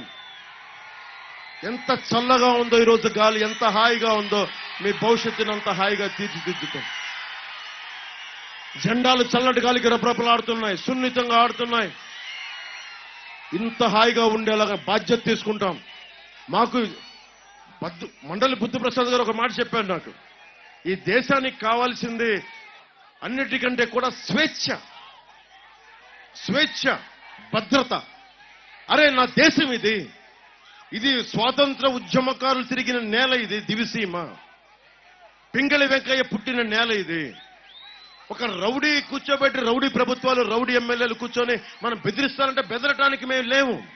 దానికోసం పింగళి వెంకయ్య 30 నెలల జెండా వేసుకుని భుజాల మీద వేసుకురావాలా ఫ్యాషన్ కాదు మాకు. అది తప్పులు చేస్తే తాట తీస్తాం. ఎర్రి గొర్రె వేషాలు వేస్తే స్పీకర్ నిలిమి కింద రోడ్ల మీద కూర్చోబెడతాం. తప్పుడు వేషాలు వేస్తాం ఒక్కొక్కడు. ఏం ధైర్యం చచ్చిపోయింది అనుకుంటున్నారా ఈ సమాజంలో? పిరికితనం ఆవహించింది అనుకుంటున్నారా ఈ సమాజంలో? ఆఫ్టర్ ఆల్ మీరెంత, మీ బతుకులంత, గుండె బలం ఉంది మాకు. ఎవడు బెదిరిస్తాడు దేశంలో? ఎవడు బెదిరిస్తాడు? ఎవడిని? దమ్ము లేకపోతే, ధైర్యం లేకపోతే బతకలేం ఈ సమాజంలో. జగన్ ఎంత, జగన్ బతుకెంత, జగన్ ఎమ్మెల్యేలంత. ఎందుకు భయపడాలి మనం? ఎవరికైనా ఎందుకు భయపడాలి? మనం ఏం తప్పు చేశాం? రాజ్యాంగం మనందరికీ కల్పించిన హక్కు కాదా? అంబేద్కర్ గారి స్ఫూర్తి అందరిలో లేదా? అంటే ముఖ్యమంత్రి అయితే చాలా మన బతుకుల్ని కూర్చొని నలిపేయచ్చా? నువ్వు చొక్కా ఇప్పావు, ఇది సరిపోదు. ఓట్లు వేయించో, ప్రభుత్వాన్ని మార్చో, రౌడిజం ఎదుర్కో, గూండాగర్దీని మొత్తం కాలితో నలిపేయి, అప్పుడు చొక్కా ఇప్పావు. అది దమ్ము, అది తెగింపు, అది దివ్యశ్రీమ పౌరుషం.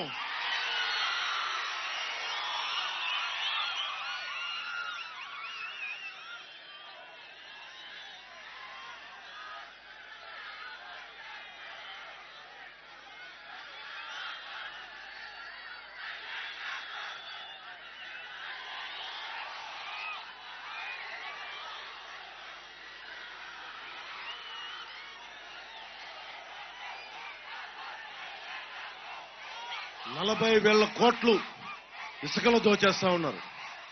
ఒక్కొక్క కూర్చోబెట్టి చిన్న బండి ఇసుక 3,000కి అమ్మేస్తున్నారు. ఎవరి దగ్గరికి వెళ్తున్నాయి డబ్బులు? జేపీ వెంచర్స్ ఇలాంటి 1-2 కంపెనీలు మొత్తం సెంట్రలైజ్ చేశారు.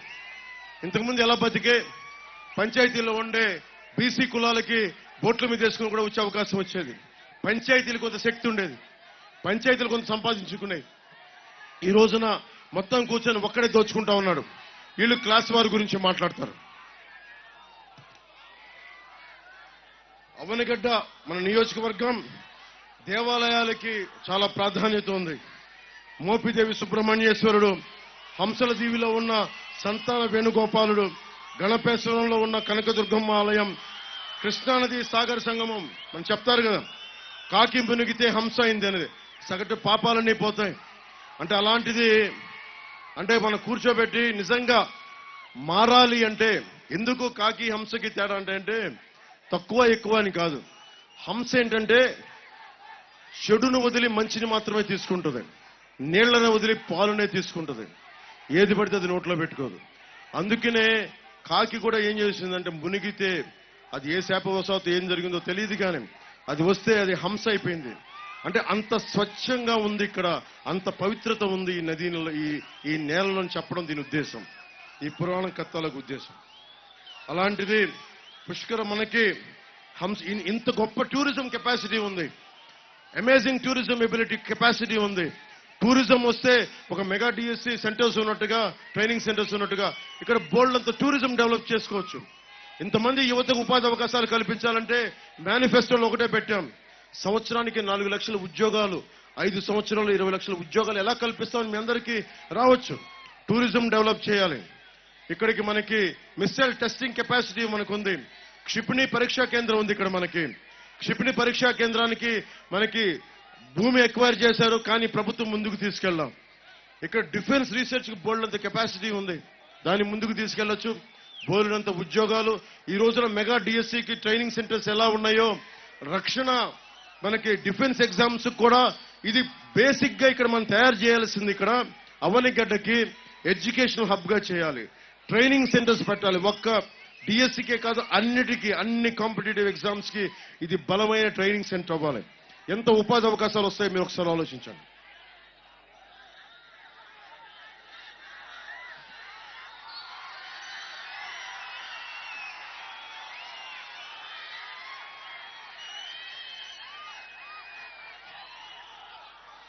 ఆడబిడ్డలకి మేనిఫెస్టోలో 2019లో కూడా చెప్పాను, మేబీ ఆ రోజు నాకు సత్తా లేకపోయి ఉండొచ్చు. కానీ నా మనసు ఎలా ఉండిందంటే ఆ రోజున జనసేన మేనిఫెస్టోలో మహిళలకు ఉచితంగా 4 సిలిండర్స్ అన్ని నిజంగా మనస్ఫూర్తిగా కోరుకుని 2019లో. కానీ ఈ రోజున ఒక సిలిండర్ మీకు తగ్గినా కానీ ప్రతి కుటుంబానికి ప్రతి ఉన్న మహిళల కుటుంబానికి 3 సిలిండర్లు ఉచితంగా కొంత బరువు తగ్గించాలి. చెత్త ట్యాక్స్ చేసిన ఈ ప్రభుత్వానికి కనీసం ఇంటికి కొంత బరువు తగ్గించాలని చెప్పి 3 గ్యాస్ సిలిండర్లని ఉచితంగా ఇస్తాను. ఉపాధి అవకాశాలు అలాగే రాగానే మెగా డిఎస్సి నోటిఫికేషన్ ని విడుదల చేస్తాం. అలాగే రైతుకి 20,000 రూపాయలు సంవత్సరానికి. అలాగే ముఖ్యంగా ఏ మూలకెళ్ళినా మనం అణగారిన వర్గాలు బీసీలు అంటాం. అందరికంటే కూడా నాకు బాగా చాలా కాలం క్రితం నాకు ఎంఆర్పిఎస్ నాయకులు చెప్పారు.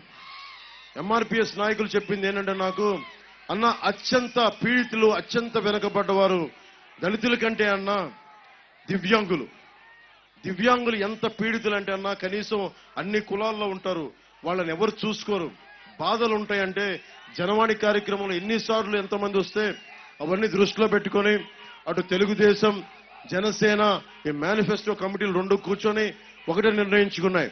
దివ్యాంగులకి 3,000 కాదు 6,000 రూపాయలు మనకి పెన్షన్ ఇవ్వాలి నెలకి. అలాగే సంపూర్ణంగా నేను జనవాణి కార్యక్రమంలో నా కళ్ళ ముందు నాకు వచ్చి నా ఒళ్ళో పెట్టేసేవాళ్ళు, నా ముందు పెట్టేసేవాళ్ళు కంప్లీట్ గా చచ్చుబడిపోయి.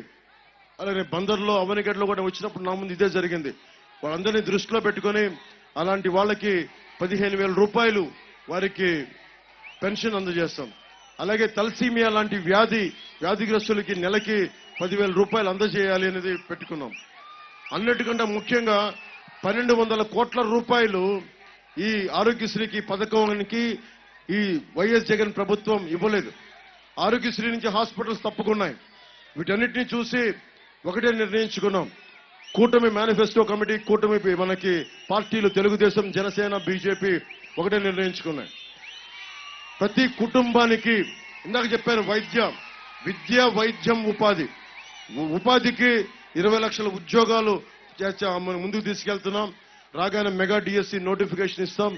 అలాగే పరిశ్రమలను ప్రోత్సహిస్తే చాలా టూరిజం ప్రోత్సహిస్తే ఉద్యోగాలు పెరుగుతాయి. వాటన్నిటికంటే వైద్యం ఖరీదైపోయింది. ఈ రోజున వైద్యానికి మనం ఇవ్వాల్సింది ప్రతి కుటుంబానికి మనకి లండన్ లో ఉంది, ఇది యూకేలో ఉంది. హెల్త్ కేర్ చాలా బలంగా ఉంటుంది. ట్యాక్సులు కలెక్ట్ చేస్తారు కానీ మనకి ఏ విధంగా అండగా ఉండవు ప్రభుత్వాలు.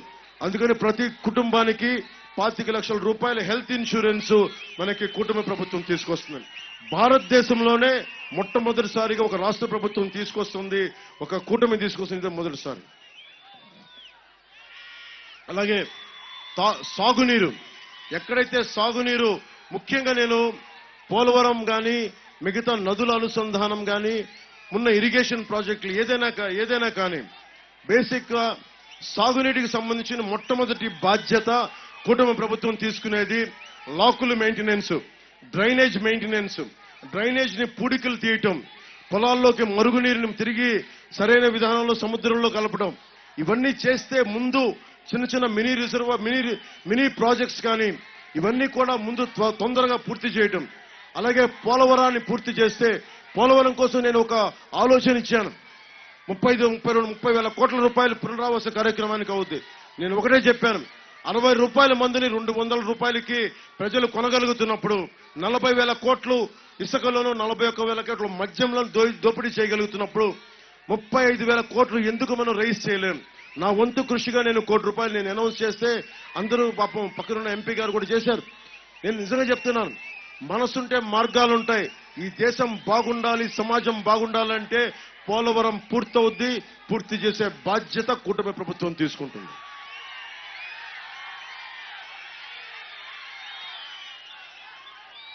ఇందాక నేను చెప్పాను మీకు, నాగాయలంక గొల్లమోదలో డిఆర్డిఓ 30,000 కోట్లతోటి మిస్సైల్ లాంచింగ్ సెంటర్ పెట్టడానికి సన్నాహాలు చేసింది. ల్యాండ్ ఎక్విజిషన్ కూడా చేశారు. కానీ వైసీపీ ప్రభుత్వం వచ్చాక దీని గురించి అసలు ఊసెత్తలేదు.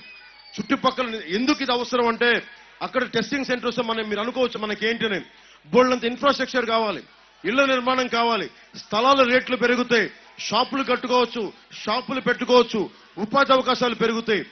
ఒక పరిశ్రమ వచ్చిందంటే అక్కడ ఒక లాంచింగ్ సెంటర్ వచ్చిందంటే చాలా అవసరాలు కావాలి అక్కడ పనిచేసే వాళ్ళకి. దాని తగ్గట్టుగా ఇక్కడ ఉన్న ఇలాంటి షాపింగ్ కాంప్లెక్స్లు కానీ రెంట్లకు కానీ బోల్డన్ని బిల్డింగ్లు అవసరం అవుతాయి. యువతకు ఉపాధి అవకాశాలు వస్తాయి. దానివల్ల అది ముందుకు తీసుకెళ్లేదు. దానిని మన బాలశౌరి గారు ఆ డిఆర్డిఓ 30,000 కోట్లతో ఉన్న మిసైల్ లాంచింగ్ సెంటర్ కి ల్యాండ్ ఎక్విజిషన్ కూడా అయిపోయింది కాబట్టి ఆయన ఎంపీగా బాధ్యత తీసుకొని దాన్ని ఇక్కడ తీసుకొచ్చే సన్నాహాలు ఆయనకి రెడీ చేస్తాను మీకు ఈ సందర్భంలో తెలియజేస్తున్నాం. అలాగే తెలుగు మీడియం ఉండాలని మేము కోరుకోలేం. అదొకటి అర్థం చేసుకోండి.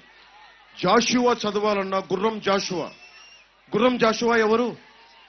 లండన్లో పుట్టినవాడు కాదు, శ్వేత జాతీయుడు కాదు, అగ్రవర్ణమా కాదు, దళిత కులాలకు చెందినవాడు. ఈ రోజున గబ్బిలం కానీ ఫిరదౌసి కానీ అవన్నీ చెప్పి రాసిన వాడు ఎవరు? గుర్రం జాషువా. దళిత కులాల్లో పుట్టిన మహానుభావుడు, తెలుగు భాషకు అంత గౌరవం ఇచ్చిన వాడు. దామోదరం సంజయ్ గారు ఎవరు? దళిత ముఖ్యమంత్రి. తెలుగుని అధికార భాషగా చేశాడంటే దళిత ముఖ్యమంత్రి దామోదరం సంజయ్ గారు. జగన్ కి కాపీలు కొట్టి కూర్చోబెట్టి శివశివాని పబ్లిక్ స్కూల్లో ఎగ్జామ్ పేపర్స్ రిలీజ్ చేసేవాడికి తెలుగు భాషలో ఉన్న మాధుర్యం ఏమర్థం అవుతుంది? అరే లార్డ్ టెన్నిసన్ లో మాకు ఇంగ్లీష్ రాదా? ఇంగ్లీష్ వచ్చు. అరే నువ్వు హిందీ రాదా? హిందీ వచ్చు. రామ్ధారీది సింగ్ దినకర్ది పరశురాంకి ప్రతీక్ష చదువు, అర్థమవుద్ది. అరే భాషలు కావాలి మనకి. మాతృభాష లేని కాడికి ఎలా నేర్చుకుంటాం? మాతృభాషను బట్టే మనం బేరీ చేసుకుంటాం వేరే భాష నేర్చుకోవడానికి. నువ్వు ఇలా రా అని చెప్పి అనాలి అంటే ఏ భాషలో అడుగుతాం? స్ట్రైట్ గా పుట్టగానే మనకి ఇంగ్లీష్ వచ్చేస్తా. మన ఇంగ్లీష్ ని తగ్గించట్లా, ఇంగ్లీష్ మీడియం ని తగ్గించట్లా.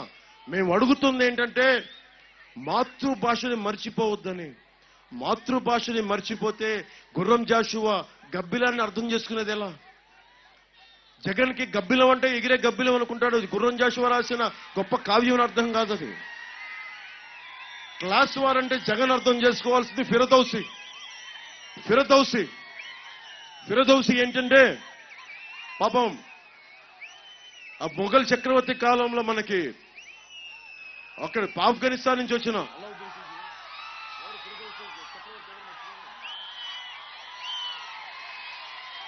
ఫిరదౌసి కవి ఆఫ్ఘనిస్తాన్ నుంచి వచ్చిన వలస పాలకుడు ఇక్కడికి వచ్చి నా గురించి చరిత్ర రాయమంటాడు. చరిత్ర రాయమంటే ఆయన గురించి అంటాడు ఆ చక్రవర్తి, నీకు ఒక్కొక్క పద్యానికి ఒక్కొక్క బంగారు నాణ్యం ఇస్తానంటాడు. ఇది నేను చిన్నప్పుడు 8th క్లాస్లో నేర్చుకున్నా. నాకు నా గురువు ఎంత గొప్పగా చెప్పాడంటే ఆయన బ్రాహ్మణుడు, ఆయన బ్రాహ్మిన్. కానీ నాకు చెప్పింది ఎవరి గురించి? దళిత కవి అయిన గుర్రం జాషువా గురించి. ఆయన కూర్చొని నాకు ఎంత అందంగా చెప్పాడు ఫిరదౌసి అంటే, కష్టాన్ని చక్రవర్తి దోచుకుంటే ఎలా ఉంటుందంటే అన్నాడు, నేను ఒక్కొక్క పద్యం రాయాలి అంటే నా రక్తాన్ని మరిగించి నా మేధస్సుని కరిగించి నా మెదడుని విపరీతంగా చలనం చేసి ఒక్కొక్క కావ్యం రాస్తే, నీ గొప్పతనం రాస్తే చక్రవర్తి మర్చిపోయాడు. ఆడికేదో ఇచ్చి పంపించేస్తే ఏడుపుతోటి ఆఫ్ఘనిస్తాన్ వెళ్ళిపోయి ఫిరదౌసి చక్రవర్తి మీద కోపంతో ఆ పోయం రాశాడు. నువ్వు నా కష్టాన్ని దోచావు, నా ఏడుపు మిగిలింది నీకు అని రాస్తే అతను వెంటాడి వేధిస్తే తప్పించుకున్నాడు. అంటే ఇది ఏంటి చెప్తుందంటే ఒకడి శ్రమని ఒకడి కష్టాన్ని దోచుకున్న అర్థం ఎవరు రాశాడు? మనకి గుర్రం జాషువా రాశాడు. దళిత కవి. ఆయన దళితుడని చెప్పుకోలే, మహా గొప్ప గాంధేయవాది. అలాంటి గుర్రం జాషువా గారిని అర్థం చేసుకోవాలంటే తెలుగు భాష మాధుర్యం అర్థం కావాలి. ఒక విశ్వనాథ సత్యనారాయణ గారు అర్థం చేసుకోవాలి. 1000 పడగలంటే తెలుగు భాష అర్థం కావాలి. ఇంగ్లీష్ లో లార్డ్ టెన్నిసన్ కానీ నువ్వు కూర్చోబెట్టి ఎంత గొప్ప కవులను విలియం వర్డ్స్వర్త్ ఎవరిని అర్థం చేసుకోవాలన్నా ముందు నీకు తెలుగు భాష వచ్చి ఉండాలి. తెలుగు కవిత్వం రావాలి, అర్థం కావాలి. అప్పుడు మెచ్చుకోగలం. మీరు చెప్పండి, ఒక్కొక్క కవి ఎంత అద్భుతంగా రాశాడు తెలుగుని మనం రక్షించుకోకపోతే బ్రిటిష్ వాడు రక్షిస్తాడా? ఎవరు రక్షించుకుంటాడు? తెలుగులో బూతులు తిడుతున్నారా, ఇంగ్లీష్లో బూతులు తిడుతున్నారా? వీళ్ళ తెలుగు బూతులు తిట్టడానికి వైసీపీ వాళ్ళకి. మన తెలుగు ఆత్మ ఉత్తేజం పెంచడానికి సముద్రం, ఇక మీరు చూడండి దివిసీమ సముద్రం పక్కనే నాకు మనకి శేషేంద్ర గారు చెప్తారు, మీ అందరికి చెప్తా ఉన్నా, సముద్రం ఒకడి కాళ్ళ దగ్గర కూర్చొని మరగదు. తుఫాను గొంతు చిత్తం మనడం మెరగదు. పర్వతం ఎవడికి వంగి సలాం చేయదు. నేనింత కలిపి పిడికిడి మట్టే కావచ్చు, కానీ గొంతెత్తితే ఒక దేశపు జెండాకున్నంత పొగరుంది. గొంతెత్తితే పింగళి వెంకయ్య మువ్వెన్నెల జెండాకున్నంత పొగరుంది. ఈ మాధుర్యం ఎక్కడ ఉంది? ఈ భావాన్ని రేపొద్దున ఇంగ్లీష్లో ఎవరికైనా చెప్పాలి అంటే మాతృభాష వచ్చిండాలి. మాతృభాష మాధుర్యాన్ని అర్థం కాని వాడు ఈ రాష్ట్ర ముఖ్యమంత్రి అయ్యాడు. మనం ఎందుకు చేస్తాం? మాట్లాడితే కూర్చోబెట్టి ఇంగ్లీష్ మీడియంని డిస్కరేజ్ చేస్తున్నాం అంటాడు. ఇంగ్లీష్ మీడియం ఎందుకు డిస్కరేజ్ చేస్తాం? ఫ్రెంచ్ వాళ్ళు ఉన్నారు, ఇంగ్లీష్ నేర్చుకుంటారు, ఫ్రెంచ్ని వదల్లా. స్పానిష్ వాళ్ళు ఉన్నారు, స్పానిష్ని వదల్లా. హిందీ ఉన్నారు, తమిళ్ వాళ్ళు ఉన్నారు, తమిళ్ సోదరులు తమిళ్ని ఎక్కడా వదల్లా. తిరుక్కురలు కానీ, సుబ్రహ్మణ్య భారతి కవితలు కానీ ఏదైనా సరే తమిళ్ పట్టుకుంటారు వాళ్ళు. ఇంగ్లీష్ కూడా బాగా మాట్లాడతారు. మేము కోరుకుంటుంది అది. ఈ చవటల్లాగా ఈ దద్దమ్మల్లా కూర్చోబెట్టి మేమే తగ్గించట్లా.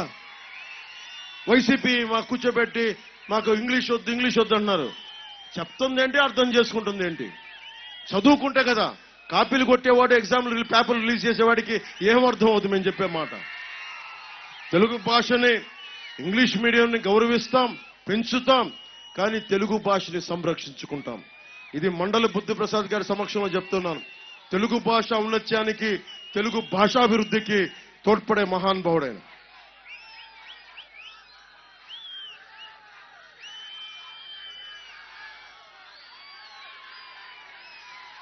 ఇందాక మీరు ఆ కార్డు పట్టుకున్నారు. డాక్టర్ కోటా శ్రీహరి గారి హత్య వెనక వైసీపీ నాయకులు ఉన్నారు. పోలీసులు ఇప్పుడు దాకా ఛార్జ్ షీట్ కూడా చేయలేదంటే నేను చెప్పింది ఇందాక లా అండ్ ఆర్డర్ సిచ్యువేషన్ ఇదే. ప్రతిసారి చెప్తాను, చట్టం బలహీనులకి చాలా బలంగా పనిచేస్తుంది, బలవంతులకు చాలా బలహీనంగా పనిచేస్తుంది. ఈ పరిస్థితి మారాలి. ఎవ్వడికి కష్టం వచ్చినా, ఎవ్వడికి నష్టం వచ్చినా మనల్ని సంరక్షించని చట్టాలు దేనికి? బుట్ట దాఖలు చేయడానికి కాకపోతే. అందుకని మనకి కూటమి ప్రభుత్వం, తెలుగుదేశం, జనసేన, భారతీయ జనతా పార్టీ ప్రభుత్వం కూటమి రాగానే జెండా కిందకి దించాం. కూటమి ప్రభుత్వం రాగానే నేను మీకు మాటిస్తున్నా, లా అండ్ ఆర్డర్ పరిస్థితిని చాలా బలంగా చేస్తాం. ఇలా మీరు ప్లే కార్డులు పట్టుకోవాల్సిన అవసరం లేదు. పోలీసులకి, పోలీసు బాధ్యతల్లో జోక్యం చేసుకోకుండా ఉంటాం. డాక్టర్ శ్రీహరి గారికి హత్యకి ఆ దోషులకు శిక్ష పడేలాగా లా అండ్ ఆర్డర్ ఉంటుందని మనస్ఫూర్తిగా మీకు తెలియజేస్తున్నాను.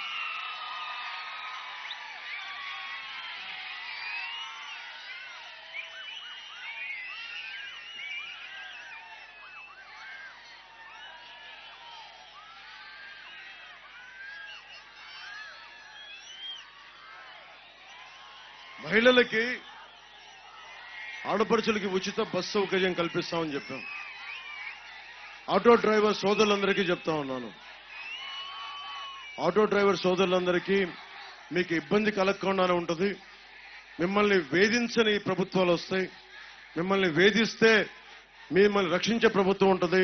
మీరు కాకి చొక్కా వేసుకోకపోతే మీకు ఇవ్వడానికి వాహన మిత్రాన్ని ఇస్తున్నాడు 10,000. కానీ మీకు పెట్టిన టార్గెట్ అంటే మీరు వైలేట్ చేస్తే, ట్రాఫిక్ రూల్స్ వైలేట్ చేస్తే, మీరు కాకి చొక్కా వేసుకోకపోతే వాళ్ళకి ఇచ్చిన టార్గెట్ ఏంటంటే ట్రాఫిక్ పోలీస్కి వైఎస్ జగన్ 1,000 కోట్ల రూపాయల టార్గెట్ పెట్టాడు. ఎవరు ట్రాఫిక్ వైలేట్ చేసినా, ఆటో డ్రైవర్లు కాకి చొక్కా వేసుకోకపోయినా, విధుల్లో సరిగ్గా ఉండకపోయినా, చిన్నపాటి వైలేషన్ ఉన్నా వాళ్ళు కూర్చోబెట్టి మనకి పెనాల్టీ వేయడం, 1,000 కోట్లు సంపాదించమని. ఆ 1,000 కోట్లు మీ దగ్గర నుంచే తీసుకొని మీకు 600 కోట్లు 400 కోట్లు ఇస్తా ఉన్నాం. ఇవన్నీ కాకుండా మీరు ఒకటి గుర్తుపెట్టుకోండి, ప్రభుత్వాలు బాగున్నప్పుడు చాలా మంది ఆటో డ్రైవర్లు, టాక్సీ డ్రైవర్లు, నా సన్నిహితులకి, నాకు తెలిసిన వాళ్ళకి, నాకు కూడా చెప్పారు. ఒకసారి మాట్లాడతాను ఇది అంటే, అన్న మాకు ఏమొద్దు, ముందు గతుకులు లేని రోడ్లు పెట్టారన్న, మాకు మెయింటెనెన్స్ చేసుకుని చచ్చిపోతా ఉన్నాం మేము. ఇదివరకు సవారీలు ఎక్కువ వచ్చే, అమరావతి రాజధాని ఉన్నప్పుడు సవారీలు ఎక్కువ ఉండే, వ్యాపారాలు ఎక్కువ ఉన్నప్పుడు 10 మంది తిరిగేవాళ్ళు. ఈ రోజున కూర్చోమని సవారీలకి ఎవరు రావట్లా. వీళ్ళు ఇచ్చే 10,000 మాకు 4 పది గీసుకోవడానికి కూడా సరిపోవట్లేదు మాకు. అంటే మాకు సంక్షేమ పథకాలు ఇస్తే సంతోషంగా తీసుకుంటాం, కానీ వీటన్నిటికీ మించి మాకు ఉపాధి కల్పించే అవకాశం, మాకు సవారీలు ఇచ్చే అవకాశం చూడండి అంటే, నేను ఆటో సోదరులకు ఒకటే చెప్తాను, మీకు భవిష్యత్తు బాగుండేలాగా, మిమ్మల్ని వేధించని మీకు ఆర్టీఏ, మీకు ముఖ్యంగా రోడ్ ట్రాన్స్పోర్ట్ రవాణా సంస్థ నుంచి మీకు వేధింపులు తగ్గేలాగా, ఒకవేళ వేధింపులు ఉంటే మీ గోడు వినేలాంటి ప్రభుత్వం వస్తుందని మీకు మనస్ఫూర్తిగా తెలియజేసుకుంటున్నాను.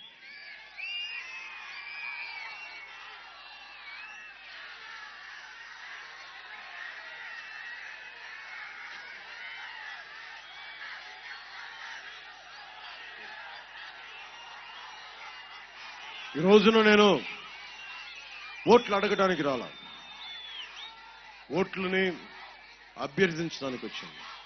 మీ భవిష్యత్తు కోసం కూటమి ప్రభుత్వానికి జనసేన, టీడీపీ, భారతీయ జనతా పార్టీ అభ్యర్థులకి కూటమికి భారీ మెజారిటీతో గెలిపించమని అభ్యర్థిస్తున్నాను. Steve jobs Apple founder Steve jobs ఒకసారి ఇంటర్వ్యూ చూస్తూ ఉంటే ఆయన అన్నది ఏంటంటే, చిన్నప్పుడు ఆయనకి ఏదో అవసరం అయితే IBM డైరెక్ట్ గా ఒక హెడ్ కి ఫోన్ చేసి ఆయన అడిగింది, నాకు పలానా ఒక ఎలక్ట్రానిక్ బోర్డు కావాలి, నాకు ఎలా దొరుకుద్ది అంటే ఆయన హెల్ప్ చేశాడని. ఆయన అడిగారు, నువ్వు ఎలాగ అడిగావు డైరెక్ట్ IBM కి సంబంధించినంత ఉన్నతాధికారిని అంటే, సింపుల్ గా నీకు ఏదైనా జీవితంలో ఏదైనా కావాలంటే నువ్వు అడగాలి అని. ఈ రోజున నేను అడుగుతా ఉన్నాను, దశాబ్ద కాలం తర్వాత అడుగుతున్నా, కూటమిని గెలిపించండి, మీ భవిష్యత్తుని కాపాడుకోండి అని అడుగుతున్నా, అభ్యర్థిస్తున్నా. మీరు DSC ట్రైనింగ్ సెంటర్స్ ఇక్కడ ఉన్నాయి, మీరు ఎంత కష్టపడి ఉంటారు, ఎంత ఎంట్రన్స్ ఎగ్జామ్స్ కి ఎంత ప్రిపేర్ అయిపోయి ఉంటారు, మీరు ఎంత చదువుకొని ఉంటారు, ఒక్కొక్క ఉద్యోగం కావాలంటే ఎంత చదువుకొని ఉండాలి. మీ భవిష్యత్తు కోసం ఒక సైంటిస్ట్ అవ్వాలన్నా, ఒక డాక్టర్ అవ్వాలన్నా ఎంత చదువుకొని ఉండాలి. కానీ రాజకీయ నాయకులకే ఏం చదువుకోవాల్సిన అవసరం లేదు, మీ నమ్మకంతో ఓటేస్తారు. కానీ నేను అనుకున్నా, ఇన్ని కోట్ల మంది భవిష్యత్తుని నడిపే జనసేన పార్టీని నడపాలి అంటే దశాబ్దం నాకు అనుభవం కావాలి. మీరు చూస్తే 2014లో 25 సంవత్సరాలు నేను ఇక్కడ ఉంటాను. దశాబ్దం ఓడిపోయి నలిగి తిట్టించుకొని నిలబడి ఈ రోజున అడుగుతున్నా, 2 చేతులెత్తి ఆర్థిస్తున్నాం, 2 చేతులు నమస్కారం పెట్టి అడుగుతున్నాం. దేనికి నాకు సరదా? ఇందాక బాలశౌరి గారు చెప్పినట్టుగా కోట్లు ట్యాక్స్ కట్టా, కోట్లు ఇచ్చా, నాకేమీ అవసరం లేదు. కానీ నా కోరిక పింగళి వెంకయ్య గారిని స్ఫూర్తిగా తీసుకున్నాం, అంబేద్కర్ గారిని స్ఫూర్తిగా తీసుకున్నాం, నేతాజీ, గాంధీజీ, పింగళి వెంకయ్య మహానుభావులందరినీ స్ఫూర్తిగా తీసుకొని ఒక తరానికి పనికి రావడానికి నేను ఉపయోగపడటానికి వచ్చాను. ఈ రోజున మేమందరం కూడా ఎవరెవరి స్థాయిల్లో ఎవరి సమర్థత ప్రతిభను బట్టి మీకు అండగా నిలబడడానికి వచ్చాం. మీ భవిష్యత్తు కోసం వారధిలాగా ఉండడానికి వచ్చాం. మాకు ఈ నేల మీద నాకు ప్రేమ, ఈ నేల మీద పిచ్చి. ఎందుకంటే స్వాతంత్ర సమరయోధుల కథలు విని విని విని అరే మనదేని వంతు కృషి చేద్దాం, నిలబడదామని వచ్చాం. అందుకని అందరి గురించి ఓట్లు అడుగుతున్నా, బాధ్యత కూడా తీసుకుంటాం. పని చేస్తాను, పని చేయిస్తానని తెలియజేసుకుంటున్నా. ఎమ్మెల్యేలను గెలిపించండి, నేను పని చేస్తా, అందరి చేత పని చేయిస్తాం. వేదిక పైన కొనకల నారాయణ గారికి ఈ చల్లటి సాయంకాలాన భగవంతుడు మీకు 100 ఏళ్ల ఆయురారోగ్యాలు ఇవ్వాలని మీ పుట్టినరోజు సందర్భంగా మీకు నా పుట్టినరోజు శుభాకాంక్షలు తెలియజేసుకుంటున్నాను.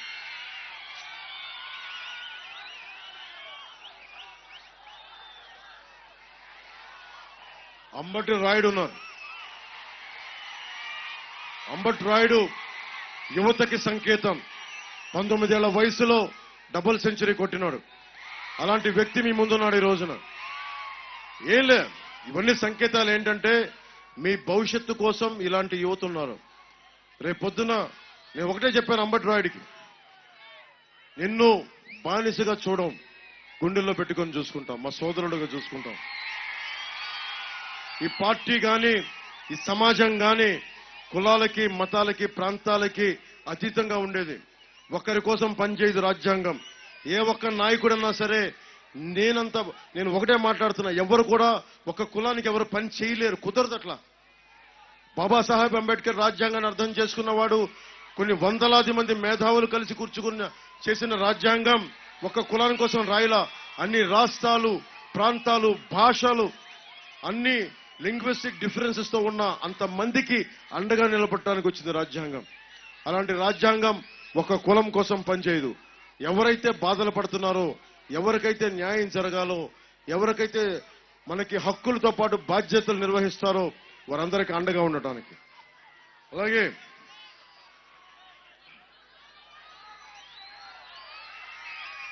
మండలి రాజేష్ గారికి, మార్కాండేయులు బాబు గారికి, బుచ్చిబాబు గారికి, మనకి బాణోయ్ రామకృష్ణ గారికి,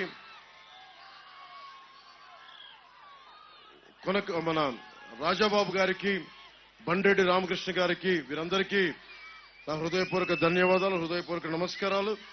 ముఖ్యంగా ఈ వేదిక పైన నాతో పాటు ఉన్న కూటమి నుంచి పోటీ చేస్తున్న వారు ఒకరు మండలి బుద్ధప్రసాద్ గారు, జనసేన పార్టీ గాజు గ్లాస్ గుర్తు నుంచి అవనిగడ్డ ఎమ్మెల్యేగా పోటీ చేస్తున్నారు. ఇంకొకరు చాలా గట్టిగా అవసరమైతే చూడటానికి నేను బాలశౌరి గారిలో ఇంత తేజస్సు, ఇంత బలం, చొక్కా పట్టుకునే నిలదీసే తత్వం ఉంటుందని విన్నాను, కానీ ఎప్పుడు చూడలా. మొన్న ఆయన ఒక చిరుతుపుల్లా చెలరేగిపోయిన విధానం చూస్తే జనసేనకి బలమైన నాయకుడు వచ్చాడు. వారిని ఉట్టిన పెట్ల బందర్ పార్లమెంట్ అభ్యర్థిగా పెట్టాం. మన దివిసీమను కాపాడుకుంటాం, బందర్ పార్లమెంట్ అవసరాలను తీర్చుకుంటాం. అలాగే రైల్వే లైన్ ఏర్పాటు చేసే వరకు అహర్నిశలు శ్రమిస్తాం. అలాంటి వ్యక్తి గాజు గ్లాసు గుర్తు మీద ఇందాక చెప్పిన కొడితే కొట్టాలి రా 6 కొట్టాలి అని చెప్పి 6వ నెంబర్ మీద గాజు గ్లాసు, పేరు కంటే గాజు గ్లాసు, బాలశౌరి గారు గాజు గ్లాసు, ఇదే గుర్తుపెట్టుకోండి. జల్సాలో డైలాగ్ చెప్తాను కదా, టార్గెట్ ఎదురుగా చూడండి, గాజు గ్లాసు బాలశౌరి, గాజు గ్లాసు బాలశౌరి, గాజు గ్లాసు బాలశౌరి. నెంబర్ 6 గాజు గ్లాసు బాలశౌరి, నెంబర్ 6 గాజు గ్లాసు బాలశౌరి. గుద్దేయండి, పగిలిపోవాలి, అదిరిపోయే మెజారిటీ రావాలి.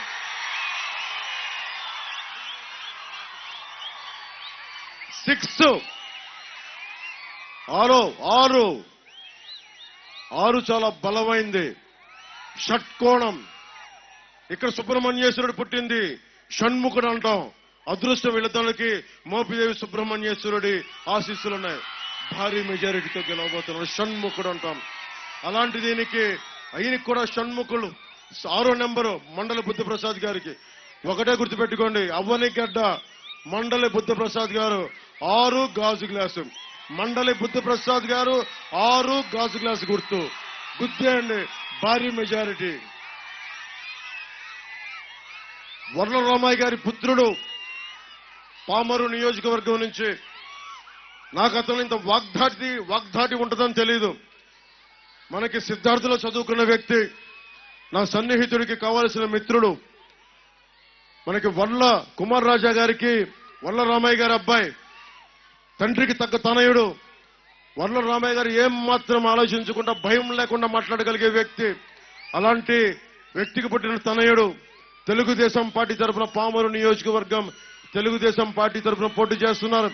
జన సైనికులకి, జనసేన మద్దతుదారులకి అందరికీ తెలియజేస్తా ఉన్నాం, మనకి కుమారరాజా గారికి, వర్ల కుమారరాజా గారికి తెలుగుదేశం సైకిల్ గుర్తు మీద బంపర్ మెజారిటీతో గెలిపించమని మనస్ఫూర్తిగా కోరుకుంటూ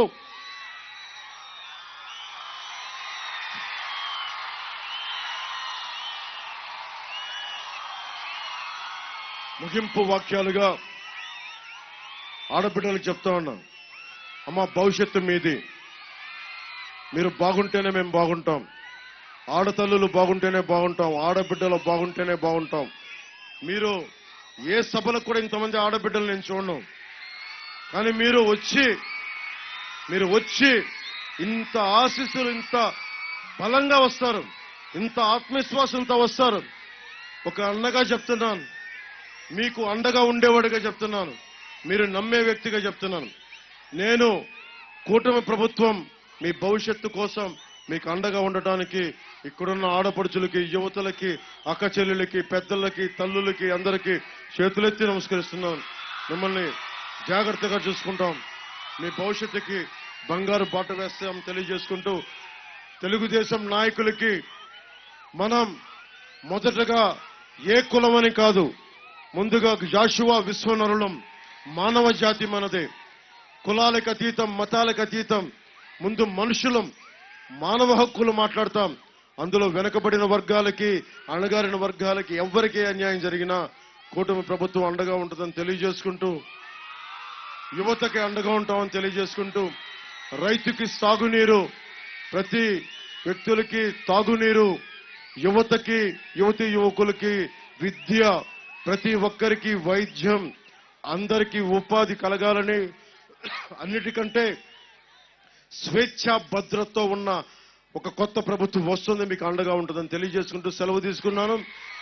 జై టీడీపీ, జై బీజేపీ, జై జై జనసేన, జై.